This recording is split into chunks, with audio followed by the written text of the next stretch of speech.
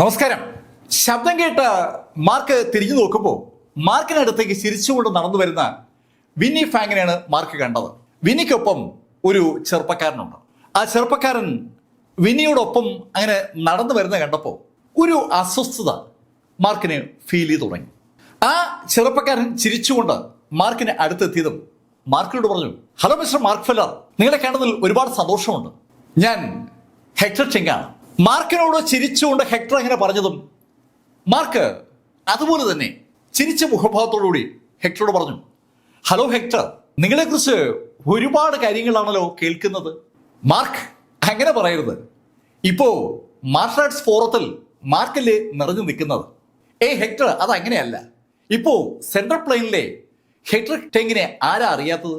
അവർ രണ്ടുപേരും അങ്ങോട്ടും ഇങ്ങോട്ടും മത്സരിച്ച് പൂഴ്ത്തി തുടങ്ങിയപ്പോൾ കൗതുകത്തോടെ അത് കണ്ടു നിൽക്കുകയാണ് വിന്നിഫെങ്. വിന്നിഫെങ് മാർക്കിനോട് പറഞ്ഞു, മാർക്ക്, ഞാൻ പറഞ്ഞില്ലേ ഹെക്ടറാണ് എനിക്ക് ഇവിടേക്കുള്ള ടിക്കറ്റ് എടുത്തു തന്നത്. അത് കേട്ടതും ഹെക്ടറും ചിരിച്ചു. മാർക്ക്, എനിക്കിവിടെ ഒരു ബിസിനസ് താല്പര്യമുണ്ട്, അതുകൊണ്ടാണ് ഞാൻ ഇങ്ങോട്ട് വരാമെന്ന് വിചാരിച്ചത്. ആ ബിസിനസ്സിന് വേണ്ടി തന്നെയാണ് ഞാൻ വിന്നിയെ കൂടെ കൂട്ടിയത്. ഹെക്ടർ അത് പറയുമ്പോൾ മാർക്കിന്റെ മനസ്സിലും ആ ചോദ്യം കടന്നു വരികയാണ്. ഈ ഹെക്ടർക്ക് വിന്നിയുമായി ബന്ധപ്പെട്ടുകൊണ്ട് എന്ത് ബിസിനസ് താല്പര്യമാണ് ഈ സേക്രഡ് ഹാർട്ട് ദ്വീപിൽ ഉണ്ടാകാൻ സാധ്യതയുള്ളത്? അവര് പോകാൻ പോകുന്ന ദ്വീപിന്റെ പേര് സേക്രഡ് ഹാർട്ട് ദ്വീപ് എന്നാണ്. ശരിക്കും ഒരു ഹൃദയത്തിന്റെ ആകൃതിയിലുള്ള ഒരു ദ്വീപാണ്. അവിടെ കുറെ രഹസ്യങ്ങളൊക്കെ ഉള്ളത് കൊണ്ടാണ് അതിനെ സേക്രഡ് ഹാർട്ട് എന്ന് വിളിക്കുന്നത്. ആ ദ്വീപ് ചിലർ തിരഞ്ഞെടുക്കുന്നത് എക്സ്പ്ലോർ ചെയ്യാൻ വേണ്ടിയാണ്, ചിലര് ബിസിനസ് ആവശ്യങ്ങൾക്ക് വേണ്ടിയാണ്, ചിലര് ഉല്ലസിക്കാനാണ്. അതുകൊണ്ട് തന്നെ ആ കപ്പലിൽ ഈ ശൈലിയിലുള്ള സ്വഭാവത്തിലുള്ള ആളുകളൊക്കെ ഉണ്ട്. മാർക്ക് ഫെല്ലറും ഹെക്ടറും വിന്നി ഫാങ്ങും കൂടി അങ്ങനെ സംസാരിക്കുമ്പോൾ നേരത്തെ മാർക്ക് എന്ന് വിളിച്ച ലീ സിനാൻ മാർക്കിന്റെ അടുത്തെത്തി കഴിഞ്ഞു. ലീ സിനാനൊപ്പം 4-5 പേരുമുണ്ട്. മാർക്കിന്റെ അടുത്തെത്തിയ ലീ സിനാൻ ചിരിച്ചുകൊണ്ട് മാർക്കിനോട് പറഞ്ഞു, മാർക്ക്, എവിടെ ചെന്നാലും നീ ഉണ്ടല്ലോ. ലീ സിനാൻ, ഞാൻ ആ ഡയലോഗ് നിന്നോട് പറയാൻ വേണ്ടി ഇരുന്നതാണ്. ഞാൻ ചെല്ലുന്നിടത്തേക്ക് നീ ഉണ്ടല്ലോ. മാർക്ക് എങ്ങനെ പറഞ്ഞതും ലീ സിനാൻ മാർക്കിനോട് ചോദിച്ചു, മാർക്ക്, ഇപ്പോ നീ ശരിക്കും സന്തോഷവാനല്ലേ? സിനാൻ, നീ എന്താ അങ്ങനെ ചോദിച്ചേ? അല്ല, നിന്റെ കൾട്ടിവേഷൻ ഇനി നടക്കില്ലല്ലോ. നീ ഒരു സാധാരണ ആളല്ലേ ഇപ്പോ. സാധാരണ ആളുകൾക്ക് എന്ത് സൗകര്യമാണെന്നറിയോ? ഒന്നിനെക്കുറിച്ചും ഭയപ്പെടേണ്ട. സാധാരണ ആളായി ജീവിക്കാൻ കഴിയാന്ന് പറഞ്ഞാൽ അത് ചെറിയ കാര്യമൊന്നുമല്ല കേട്ടോ മാർക്ക്. മാർക്കിന്റെ ഡാൻഡിയൻ പോയിന്റ് തകർക്കാൻ ഒരു ശ്രമം നടത്തിയ വ്യക്തിയാണ് ലീ സിനാൻ. മാർക്കിന്റെ ഡാൻഡിയൻ പോയിന്റ് തകർന്നു പോയെന്ന് ഇപ്പോ രാജ്യം മുഴുവൻ ന്യൂസ് പടർന്നിരിക്കുകയുമാണ്. അതേ സമയത്ത് അതിൽ സങ്കടപ്പെടേണ്ട കാര്യമില്ല എന്നാണ് ലീ സിനാന്റെ അഭിപ്രായം. ഡാൻഡിയൻ പോയിന്റ് തകർന്ന സ്ഥിതിക്ക് മാർക്കിന് ഇനി ആരെയും ഭയക്കേണ്ട കാര്യമില്ല, ആരും മാർക്കിനെ തേടി വരത്തുമില്ല. ലീ സിനാൻ പറയുന്ന വാചകത്തിന്റെ ചുരുക്കം അതാണ്. മാർക്കിനോട് സംസാരിക്കുമ്പോൾ തന്നെ ലീ സിനാന്റെ ശ്രദ്ധ മാർക്കിന് അടുത്ത് നിൽക്കുന്ന ഒരു ചെറുപ്പക്കാരനിൽ പതിഞ്ഞിട്ടുണ്ട്. ശരിക്കും ആ ചെറുപ്പക്കാരൻ സാക്ഷാൽ ഓൾഡ് മാസ്റ്ററാണ്. ഓൾഡ് മാസ്റ്ററെ ഒന്ന് നോക്കിയിട്ട് ലീ സിനാൻ ഓൾഡ് മാസ്റ്ററോട് പറഞ്ഞു, ഹലോ മിസ്റ്റർ, പ്ലീസ് കം. അത് കേട്ടതും ഓൾഡ് മാസ്റ്റർ ചോദിച്ചു, എന്തിന്? ഞാനെന്തിനാ നിങ്ങളോടൊപ്പം വരണം? കൂടുതൽ സംസാരിക്കാൻ നിൽക്കണ്ട, ഞാൻ വിളിച്ചാൽ എന്നോടൊപ്പം വരണം, അതാണ് ശരി. അത് പറയാൻ നീ ആരാണ്? ഓൾഡ് മാസ്റ്റർ സെബാസ്റ്റ്യൻ ബ്ലാക്കിന്റെ ചോദ്യം കേട്ടതും ലീ സിനാൻ ഒന്ന് ചിരിച്ചു. ഞാൻ അത് പറഞ്ഞില്ലല്ലേ, ഞാൻ ബ്ലാക്ക് കുടുംബത്തിന്റെ പ്രതിനിധിയാണ്. ബ്ലാക്ക് കുടുംബത്തിന് വേണ്ടിയാണ് നിങ്ങളെ കൊണ്ടുപോകാൻ ഞാൻ വന്നിരിക്കുന്നത്. ലീ സിനാൻ കാര്യമാത്രം പ്രസക്തമായി അങ്ങനെ പറഞ്ഞതും സെബാസ്റ്റ്യൻ ബ്ലാക്ക് ലീ സിനാനോട് ചോദിച്ചു, ആരെ? ഷാൻഹായി ആണോ പറഞ്ഞത് എന്നെ പിടിച്ചുകൊണ്ടല്ലാൻ? ഷാൻഹായി ആണോ എന്ന് സെബാസ്റ്റ്യൻ ബ്ലാക്ക് ചോദിച്ചതും ലീ സിനാനും അയാൾക്കൊപ്പമുള്ള ആളുകളും വലതങ്ങ് അജിറ്റേറ്റഡ് ആവുകയാണ്.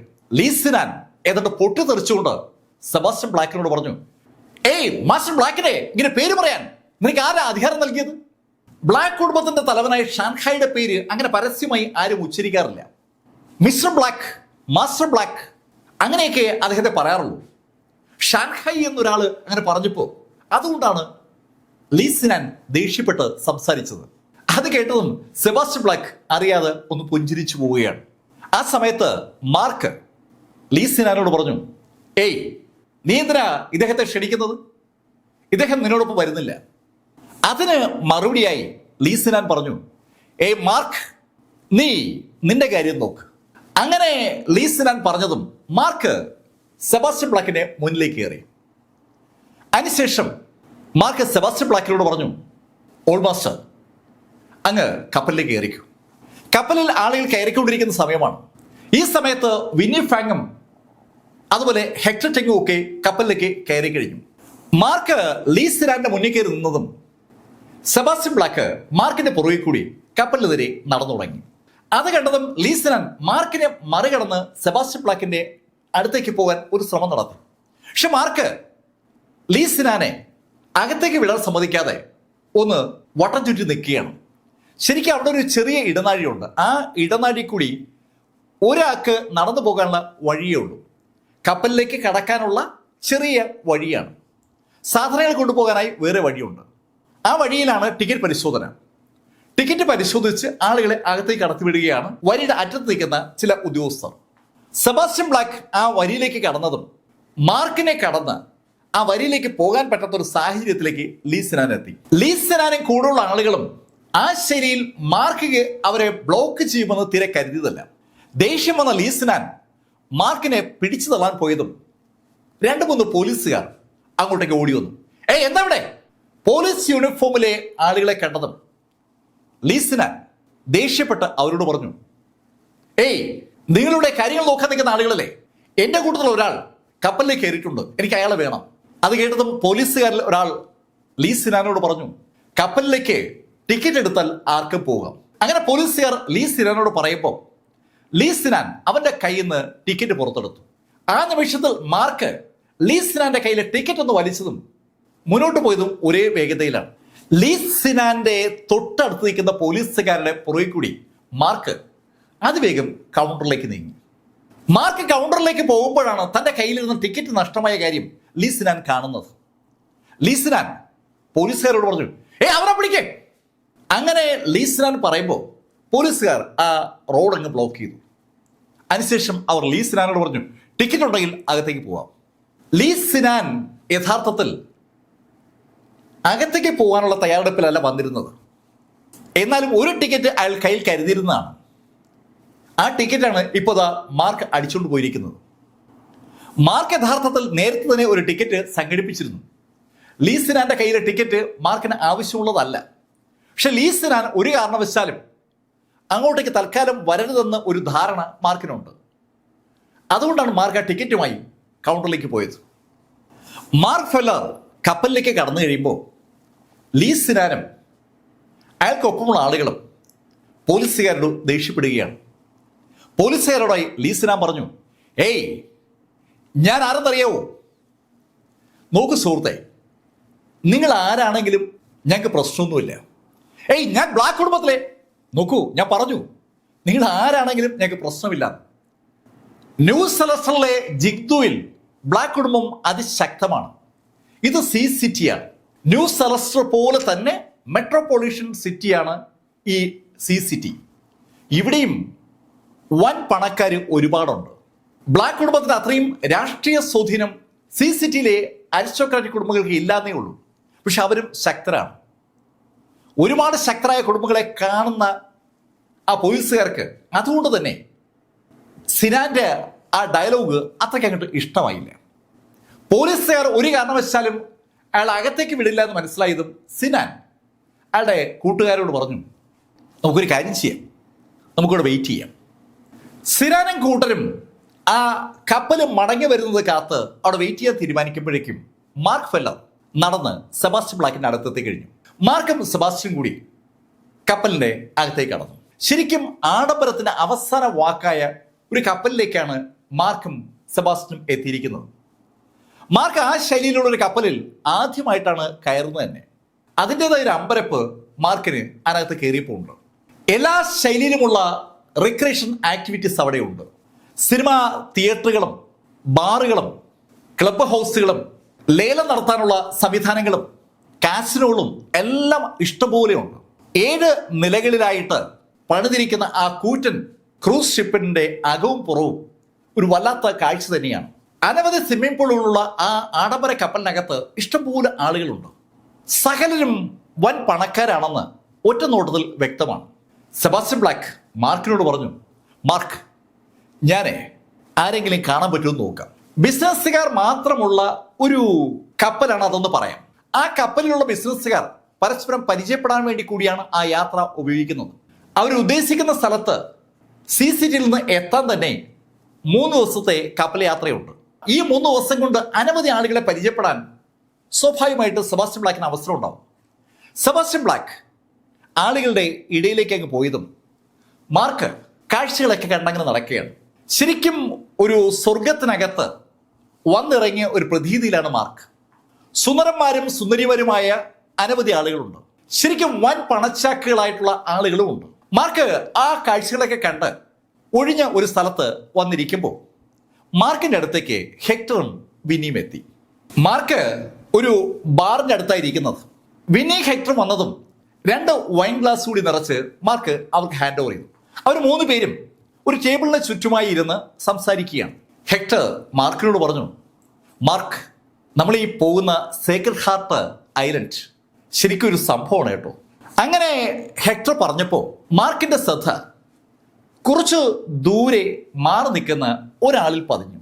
മാർക്ക് അയാളെ സൂക്ഷിച്ചു നോക്കുന്നതും ഹെക്ടർ മാർക്കിനോട് ചോദിച്ചു, മാർക്കിന് അത് ആരാണെന്ന് മനസ്സിലായോ?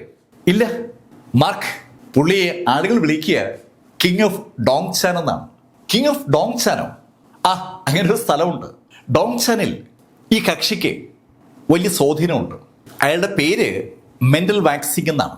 മെന്റൽ വാക്സിംഗോ? വാക്സിംഗ് എന്നുള്ള അയാളുടെ കുടുംബ പേരാണ്. ഗ്രിഗർ മെന്റൽ എന്നാണ് അയാളുടെ പൂർണ്ണ പേര്.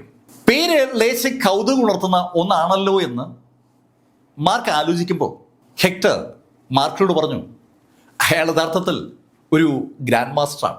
മാർക്ക് നേരത്തെ ആളുകൾക്കിടയിലൂടെ നടക്കുമ്പോഴാണ് ഈ ഗ്രിഗർ മെന്റൽ വാക്സിങ്ങിനെ മാർക്ക് ശ്രദ്ധിക്കുന്നത്. മാർക്കും വിന്നി ഫാങ്ങും ഹെക്ടറുമാണ് ആ കപ്പലിൽ ഈ ഗ്രിഗർ മെന്റൽ കഴിഞ്ഞാൽ പിന്നെയുള്ള മാർഷൽ ആർട്ടിസ്റ്റുകൾ. ഇവർ 4 പേരും അല്ലാതെ ആ കപ്പലിൽ ഒരാൾ പോലും മാർഷൽ ആർട്ടിസ്റ്റുകളായിട്ടില്ല. എല്ലാവരും ബിസിനസ്സുകാരാണ്, അല്ലെങ്കിൽ എന്റർടൈൻമെന്റ് ഇൻഡസ്ട്രിയുമായിട്ടൊക്കെ ബന്ധപ്പെട്ട ആളുകളാണ്. മാർഷൽ ആർട്ടിസ്റ്റുകൾ വേറെ ആരെങ്കിലും ഉണ്ടോ എന്ന് തിരക്കി മാർക്ക് അങ്ങനെ നടക്കുമ്പോഴാണ് യഥാർത്ഥത്തിൽ ഈ വാക്സിങ്ങിനെ മാർക്ക് കാണുന്നത്. വാക്സിങ്ങുമായിട്ട് മാർക്ക് സംസാരിച്ചില്ലെങ്കിലും അയാളുടെ ഇന്റേണൽ എനർജി മാർക്ക് ഒന്ന് വിലയിരുത്തിയിരുന്നു. ഹെക്ടർ മാർക്കിനോട് പറഞ്ഞു, മാർക്ക്, അയാളുടെ ഈ ഡോങ് ചാനിൽ അയാളുടെ ഫാമിലിയിൽ ഒരുപാട് ആളുകളെ ഈ അടുത്ത കാലത്ത് അയാൾ ഗ്രാൻഡ് മാസ്റ്റേഴ്സായി കൺവേർട്ട് ചെയ്തിട്ടുണ്ട്. ഗ്രാൻഡ് മാസ്റ്റേഴ്സായി കൺവേർട്ട് ചെയ്യുന്നു. അതെങ്ങനെ? മാർക്കിന് ശരിക്കും ഹെക്ടർ പറഞ്ഞു കേട്ടപ്പോൾ ഒരു അതിശയം തോന്നി. മാർക്ക്, അതെങ്ങനെയാണെന്ന് എനിക്കറിയത്തില്ല. അവർക്ക് എന്തോ രഹസ്യ സംവിധാനങ്ങളുണ്ടോ തോന്നുന്നു. ജിയാങ് ഗു പാസ്റ്റ് മാസ്റ്റർ പീക്ക് ലെവലിൽ നിന്ന് ഗ്രാൻഡ് മാസ്റ്ററായി മാറാൻ വേണ്ടി 3 കൊല്ലക്കാലമാണ് സെക്ലൂഷനിൽ പരിശീലനം നടത്തിയത്. ശരിക്കും അയാൾ ഏകാന്ത ധ്യാനത്തിലായിരുന്നു എന്ന് വേണമെങ്കിൽ നമുക്ക് പറയാം. ഗ്രാൻഡ് മാസ്റ്റർ ആകാൻ വേണ്ടി ജിയാങ് ഗുവിന് വേണ്ടി വന്ന ആ 3 കൊല്ലം വലിയ കാലയളവായിട്ട് ആർക്കും തോന്നാറുമില്ല. മാർക്ക് വളരെ വേഗത്തിൽ ഗ്രാൻഡ് മാസ്റ്റർ ആയെങ്കിലും സാധാരണഗതിയിൽ അത് അസംഭവ്യമാണ്. ഇവിടെ ഈ ഡോങ് പ്രാവിശ്യയിൽ ഈ വാക്സിങ്ങിന്റെ വീട്ടുകാർ അതിവേഗം ഗ്രാൻഡ് മാസ്റ്റർ ആകുന്നു എന്ന് ഹെക്ടർ പറഞ്ഞപ്പോൾ അതുകൊണ്ട് തന്നെ മാർക്കിന് ഒരു വല്ലാത്ത അതിശയം തോന്നിയിരിക്കുകയാണ്. മാർക്കിന്റെ ബോഡി ആ പൈറോയിൽ വേറെ ആർക്കും ഇല്ലാത്തൊരു ബോഡിയാണ്. കയോട്ടിക് ബോഡിയാണ്. ആ ബോഡിയുള്ള ഒരാൾ സാധാരണഗതിയിൽ അച്ചീവ് ചെയ്യുന്ന കാര്യങ്ങൾ മറ്റാളുകൾക്ക് പറ്റാത്തതാണ്. അതുകൊണ്ടാണ് മാർക്ക് ഫെല്ലറുടെ അച്ചീവ്മെന്റ് പോലെ തന്നെ ഡോങ് പ്രാവിശ്യയിലെ ആളുകളും അച്ചീവ് ചെയ്തു എന്ന് കേട്ടപ്പോൾ മാർക്കിന് ലേശൊരു കൗതുകം ഉണ്ടായത്, ഒരു അതിശയം ഫീൽ ചെയ്തത്. മാർക്കിന് അവൻ്റെ മനസ്സിൽ അവൻ്റെ അച്ഛൻ ഏൽപ്പിച്ചിട്ട് പോയിരിക്കുന്ന ഒരു ലൈബ്രറി ഉണ്ട്. അതിൻ്റെ വലിപ്പം മാർക്കിന് നന്നായിട്ട് അറിയാം. പിന്നെയും കുറേയേറെ കാര്യങ്ങൾ മാർക്കിന് സപ്പോർട്ട് മെക്കാനിസമായി വന്നിരുന്നു. മാർക്ക് അതൊക്കെ ആലോചിക്കുമ്പോൾ ഹെക്ടർ വിനിയോട് ചോദിച്ചു, വിനി, ഞാൻ നിനക്ക് 2 കോറ് തന്നിരുന്നില്ലേ, അതെന്ത് ചെയ്തു? ഹെക്ടർ, അതിലൊന്ന് ഞാൻ കഴിച്ചായിരുന്നു. അങ്ങനെ വിന്നി പറഞ്ഞതും ഹെക്ടർ വിനിയോട് പറഞ്ഞു, വിനി, അത് യഥാർത്ഥത്തിൽ ഒരു സ്പിരിച്വൽ പില്ലാണ്. Spiritual pillow? അതെ അതെ, അതൊരു സ്പിരിച്വൽ പില്ലാണ്. സേക്രഡ് ഹാർട്ട് ഐലൻഡിൽ നിന്ന് അയാൾക്ക് ലഭിച്ച അപൂർവ മനത്തിലുള്ള കോറാണെന്ന് പറഞ്ഞാണ് ഹെക്ടർ വിന്നിക്ക് അത് കൊടുത്തിരുന്നത്. വിന്നി അതിലൊരെണ്ണം കഴിക്കുകയും ഒരെണ്ണം മാർക്കിന് കൊടുക്കുകയും ചെയ്തതാണ്. ഒരു മുത്തുപോലുള്ള ഒരു സംഭവമാണ് മാർക്കിന് കിട്ടിയത്. മാർക്ക് അത് കഴിക്കുകയും ചെയ്തതാണ്. ഹെക്ടർ പറഞ്ഞത് കേട്ടതും വിന്നി ഹെക്ടറോട് പറഞ്ഞു, രണ്ടാമത്തത് ഞാൻ മാർക്കിനാണ് കൊടുത്തത്, അത് മാർക്ക് കഴിച്ചിരുന്നു. വിന്നി അത് പറഞ്ഞതും പെട്ടെന്ന് ഹെക്ടറുടെ കണ്ണുകളിൽ ഒരു തിളക്കം ഉണ്ടായി. ഏതാനും സെക്കൻഡുകൾ നേരമാണ് ആ കണ്ണൊന്ന് തിളങ്ങിയത്. പക്ഷെ ആ തിളക്കം മാർക്ക് കാണുകയും ചെയ്തു. മാർക്കും ആ ഗുളിക കഴിച്ചു എന്ന് കേട്ടപ്പോൾ ഹെക്ടറുടെ കണ്ണിലുണ്ടായ തിളക്കം മാർക്കിന് ഒരു വല്ലാത്ത അതിശയം ഉണ്ടാക്കി. പെട്ടെന്ന് എന്തോ ഒരു അസ്വസ്ഥത മാർക്കിന് ഉള്ളിൽ തോന്നുകയും ചെയ്തു. ഈ ഹെക്ടർ ആളിനെ കുഴപ്പക്കാരനാണോ? അങ്ങനെ ഒരു ചിന്തയാണ് പെട്ടെന്ന് മാർക്കിന്റെ മനസ്സിലോട്ട് വന്നത്. മാർക്ക് അങ്ങനെ ആലോചിക്കുമ്പോഴേക്കും ഹെക്ടർ മാർക്കിനോട് പറഞ്ഞു, മാർക്ക് നിങ്ങൾ സംസാരിക്കുക, ഞാനൊന്ന് കറങ്ങിയിട്ട് വരാം. ഹെക്ടറിന് ആ കപ്പലിൽ 100,000 കാര്യങ്ങൾ ചെയ്യാനുണ്ടെന്ന് അയാളുടെ ആ പെരുമാറ്റം വിളിച്ചു പറയുകയാണ്. ഹെക്ടർ അവിടുന്ന് പോയതും മാർക്ക് വിന്നിയോട് ചോദിച്ചു, വിനി, നിനക്ക് ഈ ഹെക്ടറിനെ എങ്ങനെ അറിയാം? മാർക്ക്, സത്യത്തിൽ എനിക്ക് ഈ ഹെക്ടറെ വലിയ പരിചയമൊന്നുമില്ല. ഹെക്ടർ എന്നെ വന്ന് പരിചയപ്പെടുകയായിരുന്നു. വിന്നി ഫെങ് സാധാരണ ആളുകളുമായി കണക്ഷൻ ഉണ്ടാക്കുന്ന വ്യക്തിയാണ്. ആ വിന്നിയെ അങ്ങോട്ട് ചെന്ന് തേടിപ്പിടിച്ച് ഹെക്ടർ പരിചയപ്പെട്ടതാണ്. വിനി, നീ അങ്ങനെ അങ്ങ് പിടികൊടുക്കുന്ന ആളല്ലെന്ന് എനിക്കറിയാം. നീ ഹെക്ടറെ കുറിച്ച് ഒന്നും തിരക്കിയില്ലേ? ഏയ് മാർക്ക്, അത് ചോദിക്കാനുണ്ടോ? ഞാൻ തിരക്കിയായിരുന്നു. ഈ ഹെക്ടർ സെൻട്രൽ പ്ലെയിൻ മേഖലയിലെ ടെങ് കുടുംബത്തിലെ കക്ഷിയാണ്. ഈ ഹെക്ടറുടെ ഭൂതകാലം ഞാനൊരു പഠനത്തിന് വിധേയമാക്കിയിരുന്നു. എന്നിട്ട് നീ എന്തെങ്കിലും കണ്ടെത്തിയായിരുന്നു? പെട്ടെന്ന് മാർക്ക് അങ്ങനെ ചോദിച്ചതും വിന്നി ഒരു നിമിഷം ഒന്ന് നിശബ്ദയായി. അതിനുശേഷം അവൾ പറഞ്ഞു, ഈ ഹെക്ടർക്ക് ഏതാനും വർഷങ്ങൾക്ക് മുമ്പ് ഒരു അപകടം ഉണ്ടായി. ആ അപകടത്തിൽ ഗുരുതരമായി പരിക്കേറ്റ അയാളെ ഡിവൈൻ ആൽക്കമിസ്റ്റ് പൗലിലേക്ക് കൊണ്ടുപോയിരുന്നു. ഡിവൈൻ ആൽക്കമിസ്റ്റ് പൗലിലേക്കോ? പെട്ടെന്ന് അറിയാതെ മാർക്ക് ചോദിച്ചു പോവുകയാണ്. അതേ മാർക്ക്, അവിടേക്ക് തന്നെയാണ്. ഹെക്ടർ അധിക ദിവസം ജീവിച്ചിരിക്കില്ലെന്നാണ് ഡിവൈൻ ആൽക്കമിസ്റ്റ് പൗലിൻ പറഞ്ഞത്. അതിന്റെ അടിസ്ഥാനത്തിൽ ആ ഡിവൈൻ ആൽക്കമിസ്റ്റ് പൗലിൽ നിന്ന് ഹെക്ടറിന്റെ വീട്ടുകാർ അവരുടെ നാട്ടിലേക്ക് മടക്കി കൊണ്ടുവന്നിരുന്നു. പക്ഷേ ഒരു ദിവസം കഴിഞ്ഞപ്പോൾ ഹെക്ടർ ജീവിതത്തിലേക്ക് മടങ്ങി വന്നു എന്നാണ് ഞാൻ പിന്നീട് അറിഞ്ഞത്. ഡിവൈൻ ആൽക്കമിസ്റ്റ് പൗലിയൻ മരിച്ചു പോകും എന്ന് വിധി എഴുതിയ ഒരാള് 48 മണിക്കൂർ കഴിയും മുമ്പ് ജീവിതത്തിലേക്ക് മടങ്ങി വന്നു എന്ന കഥ കേട്ടപ്പോൾ മാർക്കിന്റെ മുഖത്ത് ശരിക്കും ഒരു അമ്പരപ്പുണ്ടായി. മാർക്ക് പെട്ടെന്ന് വിന്നിയോട് ചോദിച്ചു, വിനി, അതിന്റെ അർത്ഥം ഇപ്പോൾ നമ്മൾ ഈ കാണുന്ന ഹെക്ടർ പഴയ ഹെക്ടർ അല്ലെന്നല്ലേ?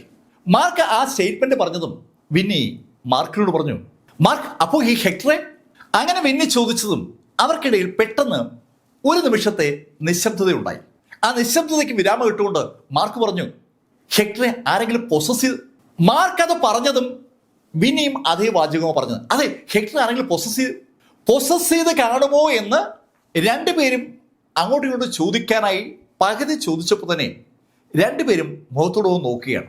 അവർക്കിപ്പോ കഥ വ്യക്തമാണ്. ഡിവൈൻ ആൽക്കമിസ്റ്റ് പൗലിയൻ മരിച്ചു പോകുമെന്ന് പറഞ്ഞ വ്യക്തിയാണ് സാക്ഷാൽ ഹെക്ടർ ടെങ്. ആ ഹെക്ടർ ടെങ് 48 മണിക്കൂറിനുള്ളിൽ ജീവിതത്തിലേക്ക് മടങ്ങി വരണമെങ്കിൽ അതിനൊരു സാധ്യതയുള്ളൂ. അയാളുടെ ബോഡി മറ്റാരെങ്കിലും പൊസസ് ചെയ്യണം. ഹെക്ടറിന്റെ ബോഡിയിൽ ഇപ്പോൾ ഉള്ളത് വേറെ ആരെങ്കിലും ആണോ? ആ ഒരു ചോദ്യമാണ് മാർക്കിന്റെയും അതുപോലെ വിനിയുടെയും മനസ്സിലുള്ളത്. അവർ രണ്ടുപേരും ആ സംശയം പരസ്പരം ഉന്നയിക്കുമ്പോഴാണ് ഹെക്ടർ അങ്ങോട്ടേക്ക് മടങ്ങി വരുന്നത്. അയാൾ പോയിട്ട് അധിക സമയമായിട്ടില്ല. പക്ഷെ അയാൾ ചിരിച്ചുകൊണ്ട് അവരുടെ അടുത്തേക്ക് വന്നു. ഹേയ് മാർക്ക്, എനിക്കൊരു സമ്മാനം കിട്ടി. അങ്ങനെ പറഞ്ഞുകൊണ്ട് ഹെക്ടർ അവരുടെ അടുത്ത് വന്നിരുന്നു. അവിടെ വന്നിരുന്ന ഹെക്ടർ അയാൾ കിട്ടിയ സമ്മാനം അവരുടെ അടുത്ത് കാണിച്ചു. ഏയ് ഹെക്ടർ, ഇത് എവിടെ നിന്നാ കിട്ടിയേ? മാർക്ക്, ഇവിടെ ഓപ്ഷൻ നടക്കുന്ന സ്ഥലമുണ്ട്, ഞാൻ അവിടേക്കാണ് പോയത്. ആ കപ്പലിനകത്ത് പലതരം ആക്ടിവിറ്റീസ് ഉണ്ട്. അതിലൊന്ന് ഇതുപോലെ വിലപിടിപ്പുള്ള സാധനങ്ങൾ ലേലം വിളിച്ചു വിൽക്കുന്ന ഒരു പരിപാടിയാണ്. ആ ദിവസം നടന്ന ലേലത്തിൽ അനവധി സാധനങ്ങൾ വന്നിരുന്നുവെന്നും അതിൽ ഒരെണ്ണം താൻ വാങ്ങിച്ചു എന്നാണ് ഹെക്ടർ മാർക്കിനോട് പറഞ്ഞത്. ശരിക്കും അയാൾ വാങ്ങിച്ചിരിക്കുന്നത് ഒരു ചെറിയ തൊപ്പി പോലുള്ള സാധനമാണ്. ഹെക്ടർ, എന്താ ഇത്? മാർക്ക്, ഇതാണ് മാജിക് ഹാറ്റ്. മാജിക് ഹാറ്റോ? അതേന്ന്, ഇത് ഒരാളുടെ ശക്തി വർദ്ധിപ്പിക്കാൻ പറ്റുന്ന കാര്യമാണ്. മാജിക് ഹാറ്റിനെ കുറിച്ച് ഹെക്ടർ പറഞ്ഞത് കേട്ടതും മാർക്കിന് ശരിക്കും ഒരു കൗതുകം. മാർക്ക് ഹെക്ടറോട് ചോദിച്ചു, ഹെക്ടർ, ഇത് എവിടെയാണ് നടക്കുന്നത്? മാർക്ക് ഇവിടെ നേരെ പോകുമ്പോൾ ലിഫ്റ്റാണ്. ലിഫ്റ്റിൽ നേരെ മുകളിലത്തെ ചെല്ലുമ്പോൾ അവിടെ ലേലത്തിനുള്ള ആളുകളെയൊക്കെ കാണാം. തൊട്ട് മുകളിലത്തെ നിലയിൽ ഒരു ലേലം നടക്കുകയാണെന്നാണ് ഹെക്ടർ പറഞ്ഞതിന്റെ അർത്ഥം. ചെറിയ തോതിൽ ഗാംബ്ലിംഗ് നടത്തുക എന്നുള്ളത് മാർക്കിനും ഇഷ്ടമുള്ള വിനോദമാണ്. മാർക്ക് ഹെക്ടറോടും വിനിയോടും യാത്ര പറഞ്ഞിട്ട് നേരെ മുകളിലേക്ക് പോയി. മാർക്ക് അവിടെ എത്തുമ്പോൾ ലേലം കഴിഞ്ഞ് ആളുകളൊക്കെ പിരിഞ്ഞു. ഇനി എപ്പോഴാണ് ലേലം എന്ന് ചോദിച്ചപ്പോൾ അവർ പറഞ്ഞു, ഇനി നാളെ ഉള്ളൂ സുഹൃത്തെ. ശരിക്കും ദിവസത്തിൽ ഒരു തവണ മാത്രമാണ് അവിടെ ലേലം ഉള്ളത്. മാർക്കിനോട് ആ ആൾ അങ്ങനെ മറുപടി പറയുമ്പോഴാണ് മാർക്ക് സെബാസ്റ്റ്യൻ ബ്ലാക്കിനെ കാണുന്നത്. സെബാസ്റ്റ്യൻ ബ്ലാക്കും ആ നിലയിലേക്ക് അപ്പോൾ എത്തിയതേ ഉള്ളൂ. സെബാസ്റ്റ്യൻ മാർക്കിനോട് പറഞ്ഞു, മാർക്ക് ഇവിടെ ഒരു ലേലം നടക്കുന്നറിഞ്ഞ് ഞാൻ ഇങ്ങോട്ട് വന്നതാണ്. ആ കപ്പലിലെ പലരും ലേലത്തെക്കുറിച്ച് അറിഞ്ഞിട്ടില്ല എന്നാണ് സെബാസ്റ്റ്യൻ ബ്ലാക്ക് പറഞ്ഞു കേട്ടപ്പോൾ മാർക്ക് മനസ്സിലായത്. കുറച്ച് ആളുകൾ മാത്രമാണ് പങ്കെടുത്തത്. അങ്ങനെയാണെങ്കിൽ പിറ്റേ ദിവസത്തെ ലേലത്തിൽ കൃത്യമായി സമയത്ത് പോകണമെന്ന് മാർക്കും സെബാസ്റ്റ്യൻ ബ്ലാക്ക് തീരുമാനിച്ചു. മാർക്കും സെബാസ്റ്റ്യൻ ബ്ലാക്കും അവരുടെ മുറിയിലേക്ക് മടങ്ങുമ്പോൾ ഹെക്ടർ ടെങ് വിനിയോട് യാത്ര പറഞ്ഞിട്ട് അയാളുടെ മുറിയിലേക്ക് മടങ്ങി. അയാളുടെ മുറിയിൽ മടങ്ങിയെത്തിയ അയാൾ മുറിയുടെ വാതിലടച്ച് കട്ടിലിൽ ഇരിക്കാൻ തുടങ്ങിയതും ഒരു ശബ്ദം അയാൾ കേട്ടു. ഒരു അടഞ്ഞ ശബ്ദമാണ്. ഹെക്ടർ, ആ സ്പിരിച്വൽ പില്ല് കഴിച്ച രണ്ടുപേരും കപ്പലിൽ കയറിയിട്ടുണ്ടല്ലോ അല്ലേ? ആ ശബ്ദം അങ്ങനെ ചോദിച്ചതും ഹെക്ടർ ആ ശബ്ദത്തോടായി പറഞ്ഞു, ആ രണ്ടുപേരും കയറിയിട്ടുണ്ട്. ഒന്ന് ഒരു വിന്നി, മറ്റൊന്ന് ഒരു മാർക്ക്. ഈ മാർക്ക് കുഴപ്പക്കാരനാവൂ? ഏയ്, അവൻ്റെ ഡാൻറ്റിൻ പോയിന്റൊക്കെ ആരോ അടിച്ചു തകർത്തിരിക്കുകയാണ്. അവൻ വെറും യൂസ്ലെസ് ആണ്. അല്ലേ തന്നെ അവനെ തീർക്കാൻ ഞാൻ ഒരാൾ മതി. മാർക്ക് ഫെല്ലർ കിങ് ഓഫ് ചിൽഷർ നിലയിൽ പ്രസിദ്ധനായിരുന്ന വ്യക്തിയാണ്. പക്ഷെ അയാളുടെ ഡാൻഡിയൻ പോയിന്റ് തകർന്നതോടുകൂടി മാർക്ക് ഒന്നുമല്ലാതായെന്ന് സെൻട്രൽ പ്ലെയിനിൽ നമ്പർ 1 ആയ ഹെക്ടർ ടെങ്ങിന് അറിയാം. ഹെക്ടർ അക്കാര്യമാണ് ആ ശബ്ദത്തോട് പറഞ്ഞത്. ശരിക്കും ഹെക്ടറുടെ ഉള്ളിൽ നിന്നാണ് ആ ശബ്ദം വരുന്നത്. ഹെക്ടറുടെ ഉള്ളിൽ ഹെക്ടർ അല്ലാതെ ഒരാൾ കൂടി ഉണ്ടെന്ന അർത്ഥം. അയാളുടെ നിർദ്ദേശപ്രകാരം കാര്യങ്ങൾ ചെയ്യുകയാണ് ഹെക്ടർ. പിറ്റേന്ന് രാവിലെ കൃത്യം 10 മണിക്കാണ് ലേലം. 9 മണിയായപ്പോഴേ മാർക്കും സെബാസ്റ്റ്യൻ ബ്ലാക്കും കൂടി ആ ലേലം നടക്കുന്ന ഹാളിന്റെ വാതിൽക്കലെത്തി. എന്തെങ്കിലും ഗുണമുള്ള കാര്യം ലേലത്തിൽ നിന്ന് കിട്ടുമെന്ന പ്രതീക്ഷയിലാണ് മാർക്ക് അവിടെ എത്തിയിരിക്കുന്നത്. മാർക്കിനെ അനുഗമിച്ച് സെബാസ്റ്റ്യൻ ബ്ലാക്കോട് വന്നിരിക്കുന്നു അർത്ഥം. 10 മണി ആകാറായപ്പോഴേക്കും ഒരുപാട് ആളുകളായി. കറക്റ്റ് 10 മണി ആയതും ലേല ഹാളിലേക്കുള്ള വാതിൽ തുറന്നു. അകത്ത് വളരെ വിശാലമായ ഒരു അറേഞ്ച്മെന്റ്സ് ആണ് നടത്തിയിരിക്കുന്നത്. അവര് ഹാളിലേക്ക് കടക്കുമ്പോൾ മാർക്ക് അകത്തുള്ള ആളുകളേക്ക് ഒന്ന് നോക്കി. മാർഷൽ ആർട്ടിസ്റ്റുകൾ ആരും അകത്തില്ല. മാർക്ക് മാത്രമേ മാർഷൽ ആർട്ടിസ്റ്റ് ആയിട്ടുള്ളൂ. കപ്പലിൽ ആകെ 4 മാർഷൽ ആർട്ടിസ്റ്റുകളെ ഉള്ളൂ. അതിൽ ഒരാൾ മാർക്കാണ്. ബാക്കി 3 പേരിൽ 2 പേർ വിനിയും ഹെക്ടറുമാണ്. 4ാമത്തെ ആള് ആ ഡോങ്ചെനിൽ നിന്നുള്ള വെക്സിംഗ് ആണ്. വെക്സിംഗ് ആ മുറിയിൽ വന്നിട്ടില്ല. മാർഷൽ ആർട്ടിസ്റ്റുകൾക്ക് ഗുണകരമായ ഒന്നും ലേലത്തിൽ ഉണ്ടാകാൻ സാധ്യതയില്ലാത്തതുകൊണ്ടായിരിക്കുമോ ഇവരാരും വരാത്തത്? അങ്ങനെ ഒരു ചോദ്യം മാർക്കിന്റെ മനസ്സിലുണ്ട്. എന്തായാലും അതിവേഗം ലേലം ആരംഭിച്ചു. ആ കപ്പലിൽ യാത്ര ചെയ്യുന്ന ആളുകൾ തന്നെയാണ് ലേലത്തിനുള്ള സാധനങ്ങൾ കൊണ്ടുവന്നിരിക്കുന്നത്. ആർക്ക് വേണമെങ്കിലും എന്ത് സാധനവും ലേലത്തിന് അവിടെ സമർപ്പിക്കാം. ലേലം നടത്തുന്ന ആ സംഘാടകയ്ക്ക് ഒരു നിശ്ചിത എമൗണ്ട്, ബാക്കി എമൗണ്ട് വാങ്ങുന്ന ആളിൽ നിന്ന് വിൽക്കുന്ന ആൾക്ക് കിട്ടും. വാങ്ങുന്ന ആളും വിൽക്കുന്ന ആളും തമ്മിൽ ഒരു തുക പറഞ്ഞ് ഉറപ്പിച്ചു കഴിഞ്ഞാൽ അതിൻ്റെ നിശ്ചിത പെർസെൻറ്റേജ് ലേലം നടത്തുന്നവർക്കാണ്. ആ കണ്ടീഷൻ അംഗീകരിച്ചുകൊണ്ടാണ് എല്ലാവരും സാധനങ്ങൾ എത്തിക്കുന്നത്. സാധനങ്ങൾ ഒന്നൊന്നായി എത്തി. പലതും അമൂല്യങ്ങളായ സാധനങ്ങളാണ്. അതിങ്ങനെ ലേലം വിളിച്ച് ഇങ്ങനെ കടന്നു പോവുകയാണ്. മാർക്കും സെബാസ്റ്റ്യൻ ബ്ലാക്കും വളരെ ശ്രദ്ധിച്ചിരിക്കുകയാണ്. സെബാസ്റ്റ്യൻ ബ്ലാക്കിന് ആ ലേലത്തിൽ പ്രത്യേകിച്ച് താല്പര്യമൊന്നുമില്ല. മാർക്കിന് വേണ്ടി സെബാസ്റ്റ്യൻ ബ്ലാക്ക് വന്നിരിക്കുന്നത് മാത്രം. അങ്ങനെ ഇരിക്കുമ്പോഴാണ് ഒരു സാധനം ലേലത്തിലെത്തിയത്. ഒരു വലിയ പാറയാണ് അവിടെ ലേലത്തിന് വന്നത്. ആ പാറയെ അവതരിപ്പിച്ചുകൊണ്ട് സംഘാടക എല്ലാവരോടായി പറഞ്ഞു, ഇത് അമൂല്യ ഇനത്തിലുള്ള ഒരു പാറയാണ്. ഈ പാറയുടെ മൂല്യം എന്താണെന്ന് ഇതുവരെ നിശ്ചയിക്കപ്പെട്ടിട്ടില്ല. പക്ഷേ ഈ ലേലത്തിന് ഈ സാധനം കൊണ്ടുവന്ന ആൾക്ക് ഒരു കാര്യം ഉറപ്പാണ്, ഇത് അമൂല്യ ഇനത്തിലുള്ള പാറയാണ്. ലേലം ആരംഭിക്കുക. ശരിക്കും ഒരു ചെറിയ പാറ തന്നെയാണ് അവിടെ കൊണ്ടുവന്നിരിക്കുന്നത്. സാധാരണഗതിയിൽ ആരും അത്ര ശ്രദ്ധ കൊടുക്കാൻ സാധ്യമില്ലാത്ത ഒരു പാറ. പക്ഷെ ആ പാറയുടെ നിറം ഒരു കറുപ്പാണ്.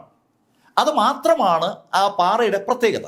എന്തായാലും ഒരടിയിലേറെ വലിപ്പമുള്ള ആ പാറയുടെ ലേലം തുടങ്ങിയോടുകൂടി പതുക്കെ പതുക്കെ അതിന് വിലയങ്ങ് കൂടി. വില കുതിച്ചു വരുന്ന കണ്ടതും മാർക്കും ലേലത്തിന്റെ ഭാഗമായി. ആ പാറയ്ക്ക് എന്തോ പ്രത്യേകതയുണ്ടെന്ന് ലേല നടപടികൾ നിരീക്ഷിക്കുകയായിരുന്ന മാർക്കിന് ഒരു തോന്നൽ.